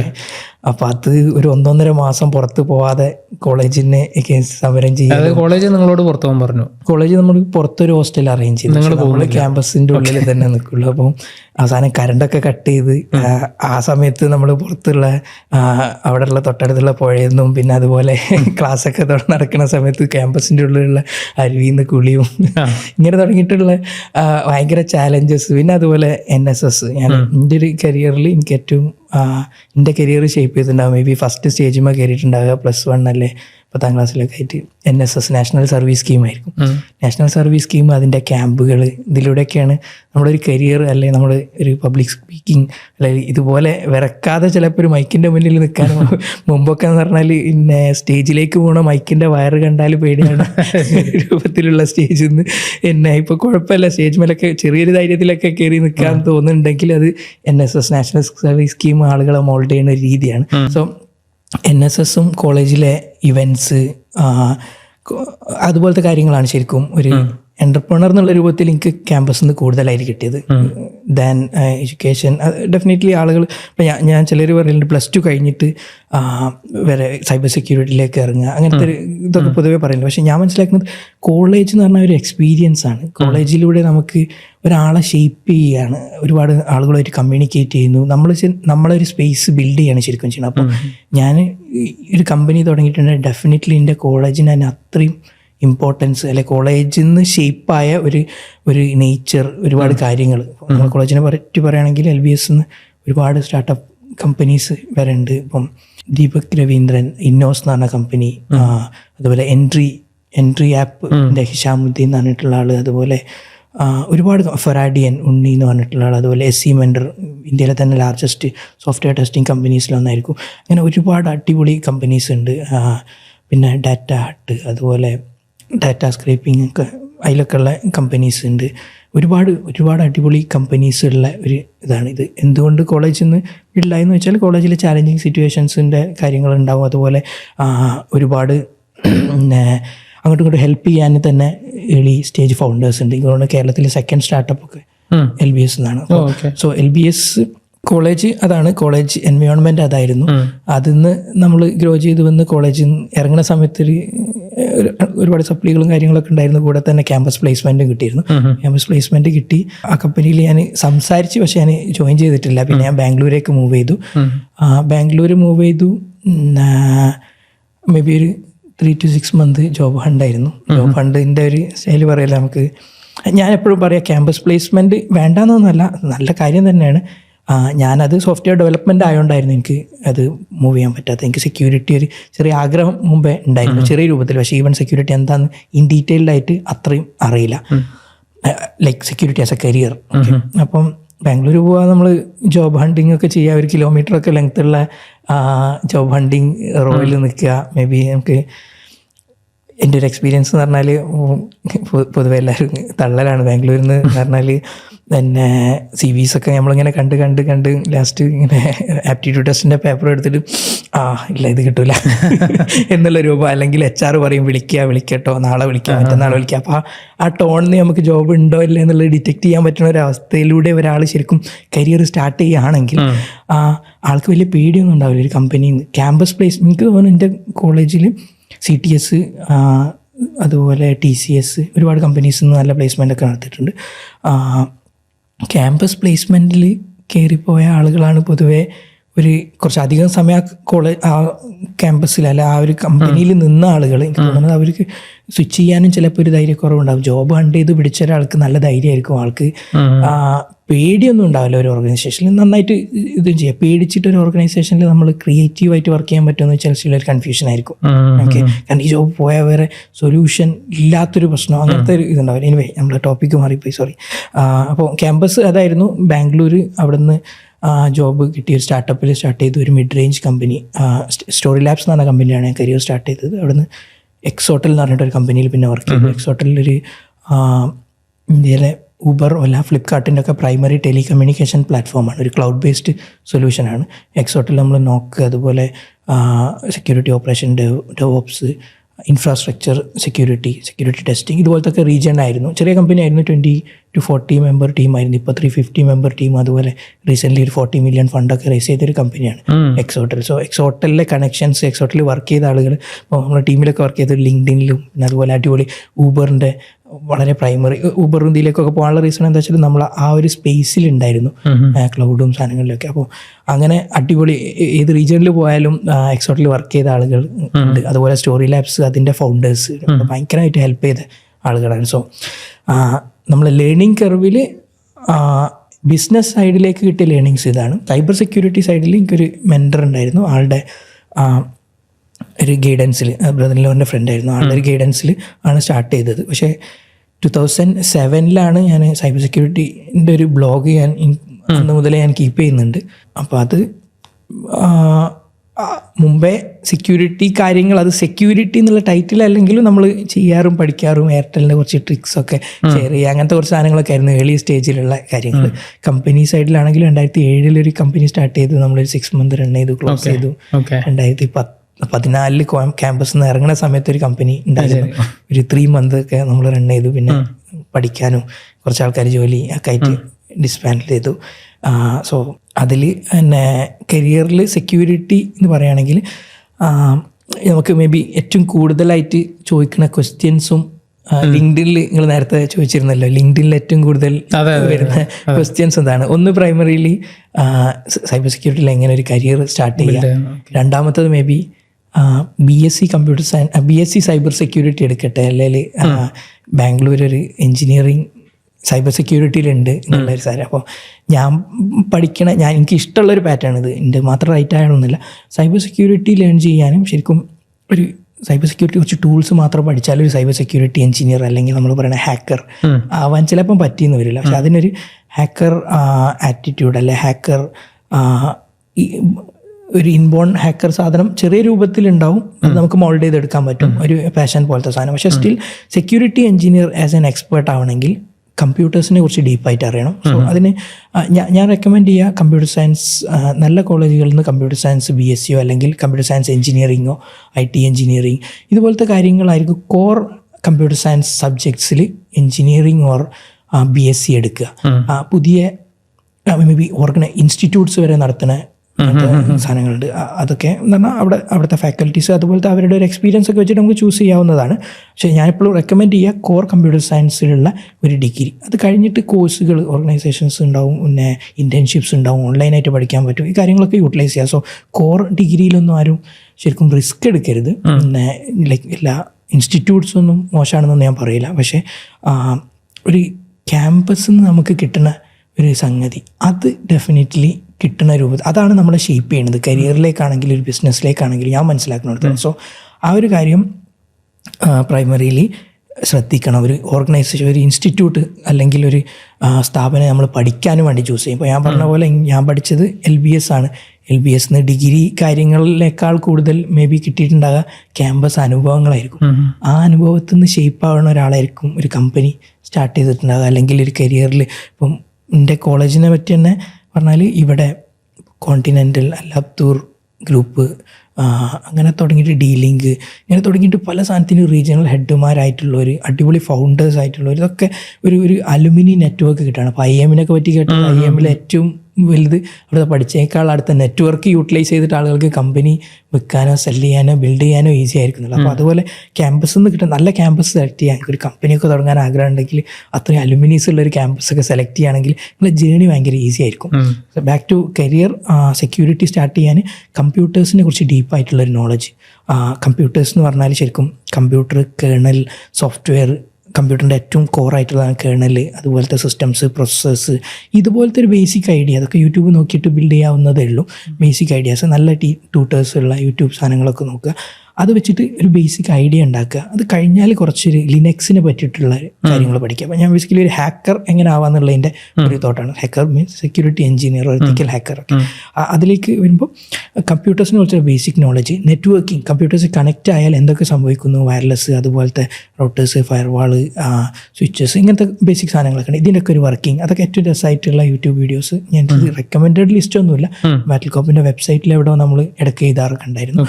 ഓക്കെ, അത് ചെക്ക് ചെയ്താൽ മതി. അപ്പം നെറ്റ്വർക്ക്സ് കഴിഞ്ഞാൽ പിന്നെ കുറച്ചും കൂടി കണക്റ്റഡ് ഇതിൽ വരുമ്പോഴുള്ള പാസേജ്. ഇപ്പോൾ ഫോർ എക്സാമ്പിൾ ഞാനിപ്പോൾ ഇവിടുന്ന് വൈഫൈയിൽ നെറ്റ്വർക്കിൽ എന്തെങ്കിലും കാര്യങ്ങൾ ചെയ്യുന്നുണ്ടെന്ന് പറഞ്ഞാൽ അവിടെ ശരിക്കും പാക്കറ്റ്സ് ആണ് അങ്ങോട്ടേക്ക് മൂവ് ആവുന്നത്. ഓക്കെ, ഞാനിവിടുന്ന് ഒരു മെസ്സേജ് ഹായ് എന്ന് അയച്ചാൽ അത് ആ മെസ്സേജ് പോയിട്ട് ഇവിടുത്തെ റൗട്ടറിലേക്ക് എത്തുന്നു. റൗട്ടറിൻ്റെ സർവീസ് പ്രൊവൈഡർ, അവിടെ നിന്ന് ഇൻ്റർനെറ്റ് ബാക്ക് ബോൺ, ഇങ്ങനെ തുടങ്ങിയിട്ട് ഒരു കമ്മ്യൂണിക്കേഷൻ നടക്കുന്നുണ്ട്. സോ ഈ കാര്യങ്ങളെക്കുറിച്ച് നമുക്ക് ചെറിയൊരു ഐഡിയ ഒരു ഹാക്കർക്ക് ഡെഫിനറ്റ്ലി വേണം. അതുപോലെ തന്നെ നമ്മളൊരു മെസ്സേജ് അയക്കുമ്പോൾ ഒരു സിസ്റ്റം അല്ലെങ്കിൽ കമ്പ്യൂട്ടർ പ്രോസസ്സാണ് ചെയ്യുന്നത്. അത് പ്രോസസ്സറിൻ്റെ ഉള്ളിലൊരു കാര്യം നടക്കുന്നുണ്ട്, സീറോസും വൺസും അതിൻ്റെ കോറാണെങ്കിലും ഒരു കാര്യം നടക്കുന്നുണ്ട്.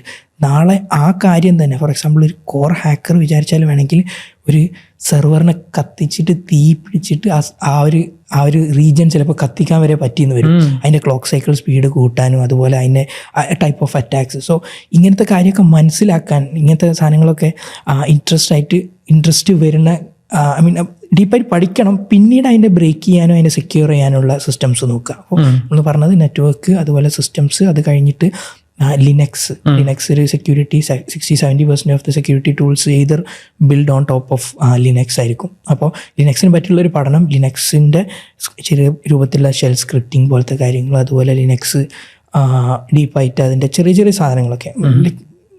Coding is must actually. സെക്യൂരിറ്റിയിലും ആണെങ്കിലും എന്തിലും കോഡിങ് ഇഷ്ടമല്ലാതെ കമ്പ്യൂട്ടർ സയൻസിൽ ശരിക്കും ഒരു വേൾഡ് ഇല്ല എന്നാണ് ഞാൻ മനസ്സിലാക്കുന്നത്. ChatGPT ഉണ്ടെങ്കിൽ പോലും ChatGPT പറയണത് നമുക്ക് മനസ്സിലാവണമല്ലോ. സോ പിന്നെ അതിൽ ഷെൽ സ്ക്രിപ്റ്റിംഗ്, അത് കഴിഞ്ഞാൽ സെക്യൂരിറ്റി ടൂൾസ് കുറച്ചൊക്കെ എക്സ്പ്ലോർ ചെയ്യാൻ ഒരുപാട് ഓപ്പറേറ്റിംഗ് സിസ്റ്റംസ് ഉണ്ട്, ഒക്കെ യൂട്യൂബിൽ കിട്ടും. അത് കഴിഞ്ഞിട്ട് ആ ടൂൾസ് എങ്ങനെ വർക്ക് ചെയ്യണം എന്നുള്ള കാര്യം. നമ്മളിപ്പോൾ 5 ദിവസത്തെ സെക്യൂരിറ്റി കോഴ്സൊക്കെ ഉണ്ട്. 5 ദിവസത്തെ സെക്യൂരിറ്റി കോഴ്സിൽ എത്രത്തോളം സെക്യൂരിറ്റി പഠിക്കാൻ പറ്റുമെന്ന് എനിക്കറിയില്ല. പക്ഷേ ഒരു സെക്യൂരിറ്റി ടെസ്റ്റർ ആവാൻ പറ്റൂല എന്ന് എനിക്ക് പറയാൻ കഴിയില്ല, കാരണം അത്ര മതി ബേസിക് നോളജ്. പക്ഷേ ഈ ടൂളുകൾ എങ്ങനെ റൺ ചെയ്യുന്നു, ഇതിപ്പോൾ ഒരു പ്രോസസ്സ് ചെയ്താൽ എങ്ങനെയാണ് അത് റൺ ചെയ്യുക, ഇതുപോലത്തെ അതിനൊന്ന് ബ്രേക്ക് ഡൗൺ ചെയ്യുക. അതുപോലത്തെ ടൂൾസ് ബിൽഡ് ചെയ്യുക. അതിലെ ഒരു വലിയ ടൂളിൻ്റെ ഒരു ചെറിയ മൊഡ്യൂൾ നമുക്ക് ഓണായിട്ട് ബിൽഡ് ചെയ്യാൻ പറ്റുമോ നോക്കുക. GPT-യും കാര്യങ്ങളൊക്കെ ഹെൽപ്പ് തന്നെ ഉപയോഗിച്ചിട്ട് ഒരുപാട് ടൂൾസും ഉണ്ടല്ലോ. GPT-നേക്കാൾ ഈസി ആക്കണ ഒരുപാട് ടൂളുകളുണ്ട്. ഇപ്പോൾ ഞാൻ ഉപയോഗിക്കുന്ന ഒരു ടൂള് പെർപ്ലെക്സിറ്റി എന്ന് പറഞ്ഞിട്ടൊരു പെർപ്ലെക്സിറ്റി ഭയങ്കര ഇഷ്ടമായി. അതിൽ അത് നമ്മളൊരു പാർട്ട്ണർ പോലായി. എന്തും ചോദിക്കുക, സജഷൻ ചോദിക്കുക. അതാണ് ഇപ്പോൾ സെർച്ച് എഞ്ചിനായിട്ട് യൂസ് ചെയ്യുന്നത്. ഞാൻ സെർച്ച് എഞ്ചിനായിട്ട് അതാ യൂസ് ചെയ്യുന്നത്. എനിക്ക് ഭയങ്കര ഇഷ്ടപ്പെട്ട ഒരു ടൂൾ. സോ അതിൽ ഭയങ്കര സിമ്പിളായിട്ട് ആൻസേഴ്സ്. ഞാനൊരു എത്തിസലാത്ത് നിന്ന് എന്തോ ഒരു കൺഫ്യൂഷൻ വന്നപ്പം 10-15 മിനിറ്റ് നമ്മളെ ഗൂഗിളിൽ സെർച്ച് ചെയ്തിട്ട് ഒരു സെൽഫിലേക്ക് എത്തുന്നുണ്ട്. പെർപ്ലെക്സിറ്റിനോട് ചോദിച്ചാൽ സ്റ്റെപ്പ് ബൈ സ്റ്റെപ്പ് ആയിട്ട് സാധനം വന്നു. അതുപോലെ ICICI ബാങ്കിൻ്റെ എന്തൊരു സൊല്യൂഷനൊക്കെ. ഓക്കെ, എനിവേ, അപ്പോൾ ഇങ്ങനത്തെ ടൂളുകളൊക്കെ ഇപ്പോൾ ഉള്ളൊരു വേൾഡിൽ യൂട്യൂബ് ഉണ്ട്, അടിപൊളി മെൻറ്റേഴ്സ്, അടിപൊളി ഓൺലൈൻ കോഴ്സുകൾ കാര്യങ്ങളുണ്ടാവും, ഫ്രീ ആയിട്ട് തന്നെയുള്ള കോഴ്സുകളുണ്ടാവും. ഇതൊക്കെ വെച്ചിട്ട് ബേസിക്കായിട്ട് സെക്യൂരിറ്റിനെ ഒന്ന് അപ്രോച്ച് ചെയ്യുക. എന്നിട്ട് നമ്മളൊരു ഇൻട്രസ്റ്റ് ഏരിയ സെക്യൂരിറ്റി, പിന്നെ നമ്മൾ അന്ന് സോഷ്യൽ എഞ്ചിനീയറിങ്ങും പോലത്തെ സാധനമൊക്കെ, അതൊക്കെ ശരിക്കും അതിലേക്കൊക്കെ ഒരു ഇൻട്രസ്റ്റ്. എൻ്റെ വീട്ടിൽ ഈവൻ ഹാക്കർ മൂവീസ് ഉണ്ട്. മിസ്റ്റർ റോബോട്ട് എന്നൊക്കെ പറഞ്ഞ സീരീസൊക്കെ ഉണ്ട്. മിസ്റ്റർ റോബോട്ടൊക്കെ പറഞ്ഞാൽ സീരീസ് കഴിഞ്ഞ് ഒരു മാസം കഴിഞ്ഞിട്ട് അതിൻ്റെ ടൂൾസ് റിലീസ് ചെയ്യുന്നൊക്കെ പറഞ്ഞിട്ടുണ്ട്. ഓക്കെ, അത്രയും ഒരു സെക്യൂരിറ്റി വലിയൊരു റീജിയനാണ്. ഞാൻ പറഞ്ഞിട്ട് സെക്യൂരിറ്റി ടെസ്റ്റർ എന്ന് പറഞ്ഞ ഒരു ഏരിയയിലേക്ക് മാത്രം. അപ്പോൾ അങ്ങനെ ഡീപ്പായിട്ട് അത് ഒരു ബേസിക് ഐഡിയ ഒക്കെ എടുത്ത് അതിലൊരു ഇൻട്രസ്റ്റ് തോന്നുകയാണെങ്കിൽ മാത്രം കമ്പ്യൂട്ടർ സയൻസും പോലത്തെ സാധനങ്ങളൊക്കെ എടുക്കുക. അതിൽ ഒരു കോഴ്സുകൾ, ആഡ് ഓൺ കോഴ്സുകൾ പോലെ, ഇന്റേൺഷിപ്പ് പോലെ, അല്ലെങ്കിൽ ഓൺലൈൻ തന്നെ ഒരുപാട് ഇന്റേൺഷിപ്സ് ഒക്കെ അവൈലബിൾ ആയിരിക്കും. പെയ്ഡ് ആയിട്ടല്ല കേട്ടോ, ഒരിക്കലും പൈസ കൊടുത്തിട്ടുള്ള ഇന്റേൺഷിപ്സ് അല്ല. നമുക്ക് മേ ബി ചിലപ്പോൾ നമുക്ക് തന്നെ സപ്പോർട്ടോ നമ്മളൊരു ടൈം പോയിന്റ് കഴിഞ്ഞാൽ നമുക്ക് ഇങ്ങോട്ടേക്ക് പൈസ കിട്ടുന്ന ഇന്റേൺഷിപ്സ് വരെ ഉണ്ടാവും. അപ്പം പൈസ കൊടുത്ത് പഠിക്കേണ്ട ഒരു അവസ്ഥ ഈ ഒരു ഡിജിറ്റൽ വേൾഡിൽ ഉണ്ടെന്ന് എനിക്ക് ഉറപ്പില്ല. യൂട്യൂബ്സിലൊക്കെ ഉണ്ടാവും. സോ ഇങ്ങനെ ഒരു കരിയറിൽ സ്ലോലി ലാൻഡ് ചെയ്യാം. പിന്നെ സെക്യൂരിറ്റിനെ പറ്റി പറഞ്ഞപ്പോൾ ഡിഫറെൻറ്റ് സോൺസ് ഉണ്ട്. സെക്യൂരിറ്റി ഒരിക്കലും പെൻ ടെസ്റ്റർ എന്ന് പറഞ്ഞൊരു സാധനം മാത്രമല്ല, 40-50 ഏരിയാസ് ഉണ്ട് സെക്യൂരിറ്റിയിൽ. സോഷ്യൽ എഞ്ചിനീയറിംഗ് എന്ന് പറഞ്ഞാൽ hacking into human minds, ഡീപ്പായിട്ട് അതിലേക്ക് വരാം. സെക്യൂരിറ്റി എഞ്ചിനീയർ, അതുപോലെ ഡിസാസ്റ്റർ മാനേജ്മെൻറ്റ്, റിക്കവറി സൈഡ്, അതുപോലെ forensic investigation, data governance, GRC compliance, ഇങ്ങനെ ഒരു 10-50 ഏരിയകളുള്ള ഒരു വലിയൊരു സോണാണ് ആക്ച്വലി സൈബർ സെക്യൂരിറ്റി എന്ന് പറഞ്ഞാൽ. ഇതിലും ഡിഫറെൻറ്റ് സ്കിൽ സെറ്റുകളാണ് ഓരോന്നിലേക്കും വേണ്ടത്. സോ ആളുകൾ സെക്യൂരിറ്റിനെ കുറിച്ച് പഠിച്ചു കഴിഞ്ഞാൽ സ്ലോലി ആ സോൺ ഏതായിരിക്കും, അവരുടെ ഒരു ഇൻട്രസ്റ്റ് ഏരിയ ഏതായിരിക്കും, ഇതുപോലത്തെ കാര്യങ്ങളൊക്കെ മെല്ലെ മെല്ലെ ചൂസ് ചെയ്തതിനു ശേഷമായിരിക്കണം മെല്ലെ മെല്ലെ സ്റ്റെപ്പ് വെക്കുന്നത്. പക്ഷേ അപ്പോഴും core computer science or MSc അല്ലെങ്കിൽ MTech കാര്യങ്ങളൊക്കെ അത് നമ്മൾ സോണിൽ പോകണം എന്ന് പറയാനുള്ള റീസൺ എന്താ വെച്ചാൽ ഇന്ന് സൈബർ സെക്യൂരിറ്റി ആണ്, നാളെ AI അല്ലെങ്കിൽ അനലിറ്റിക്സോ ഒക്കെ ട്രെൻഡിങ് ആവും. ചിലപ്പോൾ അതൊന്നും അല്ലാത്ത വേറൊരു ഏരിയ ട്രെൻഡിങ് ആവും. പക്ഷെ അവിടെയൊക്കെ കോർ കമ്പ്യൂട്ടർ സയൻസിന് എപ്പോഴും വാല്യൂ ഉണ്ട്. ആ കോറിൻ്റെ ടോപ്പിലാണ് പിന്നെ ഡാറ്റ അനലിറ്റിക്സ് ആണെങ്കിലും AI ആണെങ്കിലും സൈബർ സെക്യൂരിറ്റി ആണെങ്കിലും ഒക്കെ ഉള്ളത്. സോ ഇതുകൊണ്ടാണ് കോർ സൈബർ സെക്യൂരിറ്റിയിൽ എടുത്ത ഒരാൾ കംപ്ലീറ്റ്ലി സൈബർ സെക്യൂരിറ്റി 90% AI ചെയ്യുന്ന ഒരു കാലം വന്നാൽ ആളുടെ ഡിഗ്രീൻ്റെ വാല്യൂ എന്താണ്. പക്ഷെ കോർ എഞ്ചിനീയറിംഗ് എടുത്ത ഒരാൾക്ക് ആ ഒരു പ്രശ്നമല്ല. ഓക്കെ, 4 കൊല്ലത്തെ എഞ്ചിനീയറിംഗ് ആണ്. അപ്പോൾ ഒന്ന് ക്യാമ്പസ് അനുഭവം, അതുപോലെ ടോപ്പിക് അനുഭവം. ഇത്രയും സാധനങ്ങളാണ് ശരിക്കും ഞാൻ കരിയർ ചൂസ് ചെയ്യുമ്പോൾ എപ്പോഴും സജസ്റ്റ് ചെയ്യുക. രണ്ടാമത്തെ നമ്മൾ ഈ 2 ക്വസ്റ്റ്യൻ ഏകദേശം കവർ ചെയ്തല്ലോ. ഇപ്പം നിങ്ങൾ പറഞ്ഞ ഒരു കാര്യമാണ് hacking into human minds. അതെന്താണ്, അതിനെ പറ്റി നമ്മൾ കുറച്ച് ഞാൻ എൻ്റെ കോഫൗണ്ടറെ മീറ്റ് ചെയ്യാനുള്ള റീസണുകളിൽ ഒന്ന് സോഷ്യൽ എഞ്ചിനീയർ ആയിരിക്കും. കാരണം നമുക്ക് രണ്ടാൾക്കും ഇൻട്രസ്റ്റ് ഏരിയ, നമ്മളൊരു ഒരു കഫേ എന്നാണ് ആക്ച്വലി പരിചയപ്പെടുന്നത്. അപ്പം നമ്മൾ രണ്ടുപേരും ചെയ്യണം നമുക്ക് ഇൻട്രസ്റ്റ് ഉള്ള ഏരിയ. കമ്പനി സ്റ്റാർട്ട് ചെയ്യുന്നതിന് മുമ്പേ നമ്മൾ ചെയ്ത കാര്യങ്ങൾ സോഷ്യൽ എഞ്ചിനീയറിംഗ് ആണ്. അപ്പോൾ മേ ബി ഒരാൾ നടന്നു വരുമ്പോൾ തന്നെ ആളെന്തായിരിക്കും ചെയ്യണത്, അല്ലെങ്കിൽ എന്തൊക്കെയായിരിക്കും. Like hacking is not just computers ഒക്കെ. അപ്പോൾ ആളെ മൈൻഡിൽ എന്തൊക്കെയായിരിക്കും ഓടുന്നത്, ഇതുപോലത്തെ കാര്യങ്ങളൊക്കെ ഞാനും പാർട്ട്ണറും ഗസ് ചെയ്യും. എന്നിട്ട് ആൾ കൂടെ നമ്മൾ ബാംഗ്ലൂർ വർക്ക് ചെയ്യുന്ന സമയത്ത് എല്ലാ ദിവസവും ഈവനിങ് ബാംഗ്ലൂർ തലശ്ശേരി കഫേയിലിരിക്കും. അപ്പോൾ അവിടെ നിന്ന് നമ്മൾക്ക് കുറേ ആൾക്കാർ കണക്ഷൻ ഉണ്ട്. അപ്പോൾ നമ്മൾ അവരെ പരിചയപ്പെട്ടിട്ട് ഞങ്ങൾ എത്രത്തോളം ഗസ് കറക്റ്റായിരുന്നു നോക്കും. കാരണം ആളുകളുടെ മൂവ്മെൻറ്റ്, ആളുകളുടെ നോട്ടം, ആളുകളുടെ വാക്ക്, ഇതിൽ നിന്നൊക്കെ ഒരുപാട് കാര്യങ്ങൾ ലേൺ ചെയ്യാനുണ്ട്. ഒരുപാട് കാര്യങ്ങളുണ്ട്, കുറച്ചൊക്കെ എല്ലാം കറക്റ്റായിന്നൊന്നും വരില്ല. സോ സോഷ്യൽ എഞ്ചിനീയറിംഗ് എന്ന് പറഞ്ഞാൽ hacking into human minds എന്നാണ്.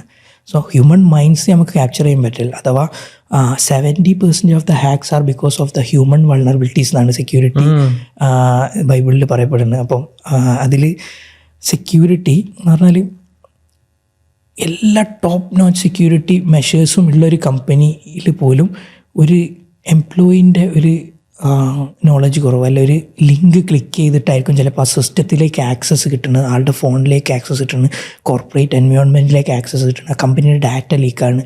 ട്വിറ്റർ 6 months 1 year മുമ്പ് ട്വിറ്ററിൽ എലോൺ മാസ്ക് മുതൽ തുടങ്ങി എല്ലാവരുടെയും ആ പ്രൊഫൈലിൽ നിന്ന് പോസ്റ്റ് വന്നല്ല, അത് ആക്ച്വലി ഒരു എംപ്ലോയി ഇൻറ്റേർണൽ മിസ്റ്റേക്കോ എന്തോ ഒരു ആളുടെ സിസ്റ്റത്തിലേക്കുള്ള ആക്സസോ കാര്യം വെച്ചിട്ടാണ്. അപ്പോൾ അത് വെച്ചിട്ടാണ്. So human beings are the weakest link in A cyber security chain എന്നാണ്. നമ്മൾ ഫുഡ് ചെയിൻ ഒക്കെ പറയുന്ന പോലെ സൈബർ സെക്യൂരിറ്റി കിൽ ചെയിനിലെ ഏറ്റവും വീക്കസ്റ്റ് ലിങ്ക്. സോ അതിനെ ടാർഗറ്റ് ചെയ്തിട്ടാണ് ഏറ്റവും കൂടുതൽ അറ്റാക്സ് കാര്യങ്ങൾ വരുന്നത്. സോ അവയർനെസ് ആണ് പ്രൈമറി തിങ് സെക്യൂരിറ്റിയിൽ. രണ്ടാമതാണ് security measures. So social engineering നമ്മൾ ഇതുപോലെ പ്രാക്ടീസ് ചെയ്തു. സ്ലോലി നമ്മൾ നമ്മളെ സെയിൽസിലേക്ക് അത് എടുത്തിട്ടുണ്ട്. സെയിൽസിലേക്ക് എന്ന് പറയുമ്പോൾ നമ്മളിപ്പം സെയിൽസിൽ ഒരാളെ മീറ്റ് ചെയ്യാൻ പോവുകയാണെങ്കിൽ നമ്മൾ അയാളെ പറ്റി പഠിക്കും. അതുപോലെ അയാൾ മുമ്പ് വായിച്ച ബുക്കുകൾ നമ്മൾ റെഫർ ചെയ്യും. ലിങ്ക് നമുക്ക് ഫേസ്ബുക്കിലൊക്കെ അവൈലബിൾ ആയിരിക്കുമല്ലോ അതുപോലെ തന്നെ. അപ്പോൾ നമ്മൾ സെയിം പാത്തിലാണ് ഡിസ്കഷൻ എന്നുള്ളത്. ശരത്ത് ഞാനും സംസാരിച്ച ഒരു ഫുൾ ഡേ ആണ് നമ്മൾ ആദ്യമായിട്ട് മീറ്റ് ചെയ്ത് സംസാരിച്ചത്. അപ്പോൾ പിന്നെ നമുക്ക് ഇഷ്ടമുള്ള ടോപ്പിക്കുകൾ സംസാരിക്കാൻ ഇഷ്ടമുള്ള ആളുകളടുത്ത് നമ്മൾ കൂടുതലിരിക്കുക. നമ്മൾ സൈബർ അറ്റാക്കിലെ ടെക്നിക്കൽ വാറിൽ ഇറാനിലെ സ്റ്റെക്സ്നെറ്റ് അറ്റാക്കിനെ കുറിച്ച് ചിലപ്പോൾ 10 മിനിറ്റ് സംസാരിക്കാനുണ്ടായിരുന്നു വരും. പറയുമ്പോൾ സ്റ്റെക്സ്നെറ്റ് അറ്റാക്ക് ഒരു രാജ്യത്തിൻ്റെ പവർ സിസ്റ്റത്തിനെ സ്റ്റോപ്പ് ചെയ്തിട്ടുള്ള ഒരു ഇതായിരിക്കും. ഓക്കെ, അല്ലെങ്കിൽ സൈബർ കൊലപാതകം ശരിക്കും 2010-12 ആണെന്ന് തോന്നുന്നു. പേസ് മേക്കർ ഹാക്ക് ചെയ്തിട്ട് അത് സ്റ്റോപ്പ് ചെയ്തിട്ട് ഒരാളെ കൊന്ന ഒരു, അതായത് ഒരാൾ പേസ് മേക്കർ ഉള്ളിൽ വെച്ചിട്ടുണ്ട്. പേസ് മേക്കർ ഹാക്ക് ചെയ്തിട്ട് അതിനെ സ്റ്റോപ്പ് ചെയ്തിട്ട് ആളുടെ ജീവൻ കൊലപാതകം ബേസിക്കലി. അതുപോലത്തെ അറ്റാക്സ് മേ ബി അതൊക്കെ നമുക്ക് ഒരു സിംഗിൾ ലൈനിൽ സംസാരിച്ചിരിക്കാം. പക്ഷെ ഞാൻ ചിലപ്പോൾ സൈബർ സെക്യൂരിറ്റി സെല് ചെയ്യുമ്പോൾ ഇത് പറഞ്ഞതെന്ന് വിചാരിച്ചിട്ട് ചിലപ്പോൾ ഒരു ഇതിലേക്ക് എത്താൻ പറ്റിയെന്ന് വരില്ല. സോ അതാണ് ബിയോണ്ട് ദാറ്റ് നമ്മുടെ ഇഷ്ടങ്ങൾ നമ്മളേറ്റവും കൂടുതൽ ഡിസ്കസ് ചെയ്തിട്ടുണ്ടാകും ഫുഡ് അല്ലെങ്കിൽ ട്രാവൽ അല്ലെങ്കിൽ ബിസിനസ് ബിൽഡ് ചെയ്യുന്ന കാര്യങ്ങൾ. സോ ഇഷ്ടമുള്ള കാര്യങ്ങൾ ഇഷ്ടമുള്ള ആളുകളുമായിട്ട് സംസാരിച്ചിരിക്കുക. ഇതാണ് ആക്ച്വലി ഞാൻ ചെയ്യുന്ന സെയിൽസ്. അത് മെയ്തി ഞങ്ങൾ ബിൽഡ് ചെയ്തിട്ടുണ്ടാകുക സോഷ്യൽ എഞ്ചിനീയറിംഗ് എന്ന് പറഞ്ഞാൽ ഹാക്കിംഗ് പ്രിൻസിപ്പിൾ എന്നായിരിക്കും. അതുപോലെ ഹാക്കിങ്ങിനെ പറ്റിയും പറയുമ്പം ഹാക്കിംഗ് എന്ന് പറഞ്ഞാൽ doing things in a different way എന്നേ അർത്ഥമുള്ളൂ. ഇവിടെ തന്നെയുള്ള ഒരു ക്യാമറ ഞാൻ എടുത്തിട്ട് ബ്രേക്ക് ചെയ്തിട്ട് അതിൻ്റെ കുറച്ച് എക്യുപ്മെൻറ്റ്സ് എടുത്തിട്ട് വേറെ എന്തെങ്കിലും ഒരു സാധനം ബിൽഡ് ചെയ്തു, അല്ലെങ്കിൽ ഇവിടെയുള്ള ഈ AC അല്ലെങ്കിൽ ഫാൻ എടുത്തിട്ട് വേറെ ഒരു കാര്യം ബിൽഡ് ചെയ്തു. അതിനെ ഹാക്ക് എന്ന് പറയാൻ പറ്റും ബേസിക്കലി. ഓക്കെ, അപ്പം doing things in a different way. There are hackers in marketing, business, എല്ലാ റീജിയണിലും ഹാക്കേഴ്സ് ഉണ്ട്. ഇപ്പോൾ നമ്മൾ തന്നെ ഇപ്പം ഓഡിയൻസിനോട് പറയണ്ടില്ല, പക്ഷെ ഇവിടെ ഒരു ബ്യൂട്ടിഫുൾ പെയിൻറ്റിങ് ഉണ്ട്. ഓക്കെ, ഒരു എന്താ പറയുക, ഒരു ഗ്രാഫിറ്റി പെയിൻറ്റിങ് ഉണ്ട്. നമ്മൾ ചിലപ്പോൾ വന്നപ്പം ഒരുപാട് സമയം ചിലപ്പോൾ ആ പെയിൻറ്റിങ്ങിലേക്ക് നോക്കി നിൽക്കും. സോ ബേസിക്കലി ആ ഒരു പെയിൻറ്റർ നമ്മളെ കണ്ണിനെ ഹാക്ക് ചെയ്യാണ് ചെയ്തത്. So hacking is doing things in a different way. ഈ കാര്യത്തെ സെക്യൂരിറ്റിയിലേക്ക് വരുമ്പോൾ computers design to do something. കമ്പ്യൂട്ടറിലുള്ള ഓരോ ആപ്ലിക്കേഷനും ഓരോ സോഫ്റ്റ്വെയറിനും കുറച്ച് പർപ്പസുകളുണ്ട്. ആ പർപ്പസിൽ എന്തെങ്കിലും ഒരു വീക്ക്നെസ് ഐഡൻറ്റിഫൈ ചെയ്ത് ആ സിസ്റ്റത്തിലേക്ക് ആക്സസ് ചെയ്യുന്ന കാര്യമാണ് ബേസിക്കലി ഹാക്കേഴ്സ് ചെയ്യുന്നത്. സോ ഹാക്കിംഗ് എന്ന് പറഞ്ഞാൽ on a other term actually ഞങ്ങൾ ഹാക്കിങ്ങിനെ doing things in a different way എന്നേ പറയുള്ളൂ. അത് തന്നെയാണ് ഞങ്ങൾ കമ്പനിയിലാണെങ്കിൽ ഞങ്ങൾ ചെയ്യുന്ന എക്സാക്ട് കാര്യങ്ങൾ. കമ്പനീസിനെ ഹെൽപ്പ് ചെയ്യുക, അവരുടെ സിസ്റ്റംസിലുള്ള വീക്ക്നെസ്സുകൾ ഐഡൻറ്റിഫൈ ചെയ്ത് ഹാക്കേഴ്സ് അതിൽ കയറുന്നുണ്ടെങ്കിൽ നമ്മളും ഹാക്കേഴ്സ് ആയിരിക്കും, നമ്മളത് ബ്രേക്ക് ചെയ്ത് കയറിയിട്ട് അവരെ സപ്പോർട്ട് ചെയ്യും. With their permission we hack into systems, make them അത് ഫിക്സ് ചെയ്യാൻ ഹെൽപ്പ് ചെയ്തിട്ട് എൻഷുവർ ചെയ്യുക സെക്യൂരിറ്റി. ഇതാണ് നമ്മൾ ചെയ്യുന്ന primary thing. Okay, so anyways cyber സെക്യൂരിറ്റിയിലെ ഒരു മേജർ കാര്യം ഞാൻ എവിടെ വായിച്ചിട്ടുള്ളത്, a hacker doesn't need to be right every time but you do എന്നാണ്. ഹാക്കറിനെ സംബന്ധിച്ചിട്ട് അയാൾ ഒരിക്കൽ ശരിയായാൽ മതി. അയാൾ 100 അറ്റംപ്റ്റ്സ് നടത്തിയിട്ടുണ്ടാവും ഒരിക്കൽ ശരി. പക്ഷെ നമ്മളെ സംബന്ധിച്ച് 100 തവണ നമ്മൾ പ്രിപ്പയർഡ് ആയിരിക്കും, റെഡി ആയിരിക്കും. അല്ലെങ്കിൽ ഒരു failure can ruin everything. So ആ സ്പേസിൽ ബാറ്റിൽ കോപ്പ് അവരുടെ ബാറ്റിൽ തുടർന്നുകൊണ്ടിരിക്കുകയാണ്. സോ ഹോപ്പ്ഫുള്ളി അത് കൂടുതൽ സക്സസ്സിലേക്ക് പോകുന്ന ഞാൻ വിഷ് ചെയ്യാണ്. Sure thank you so much.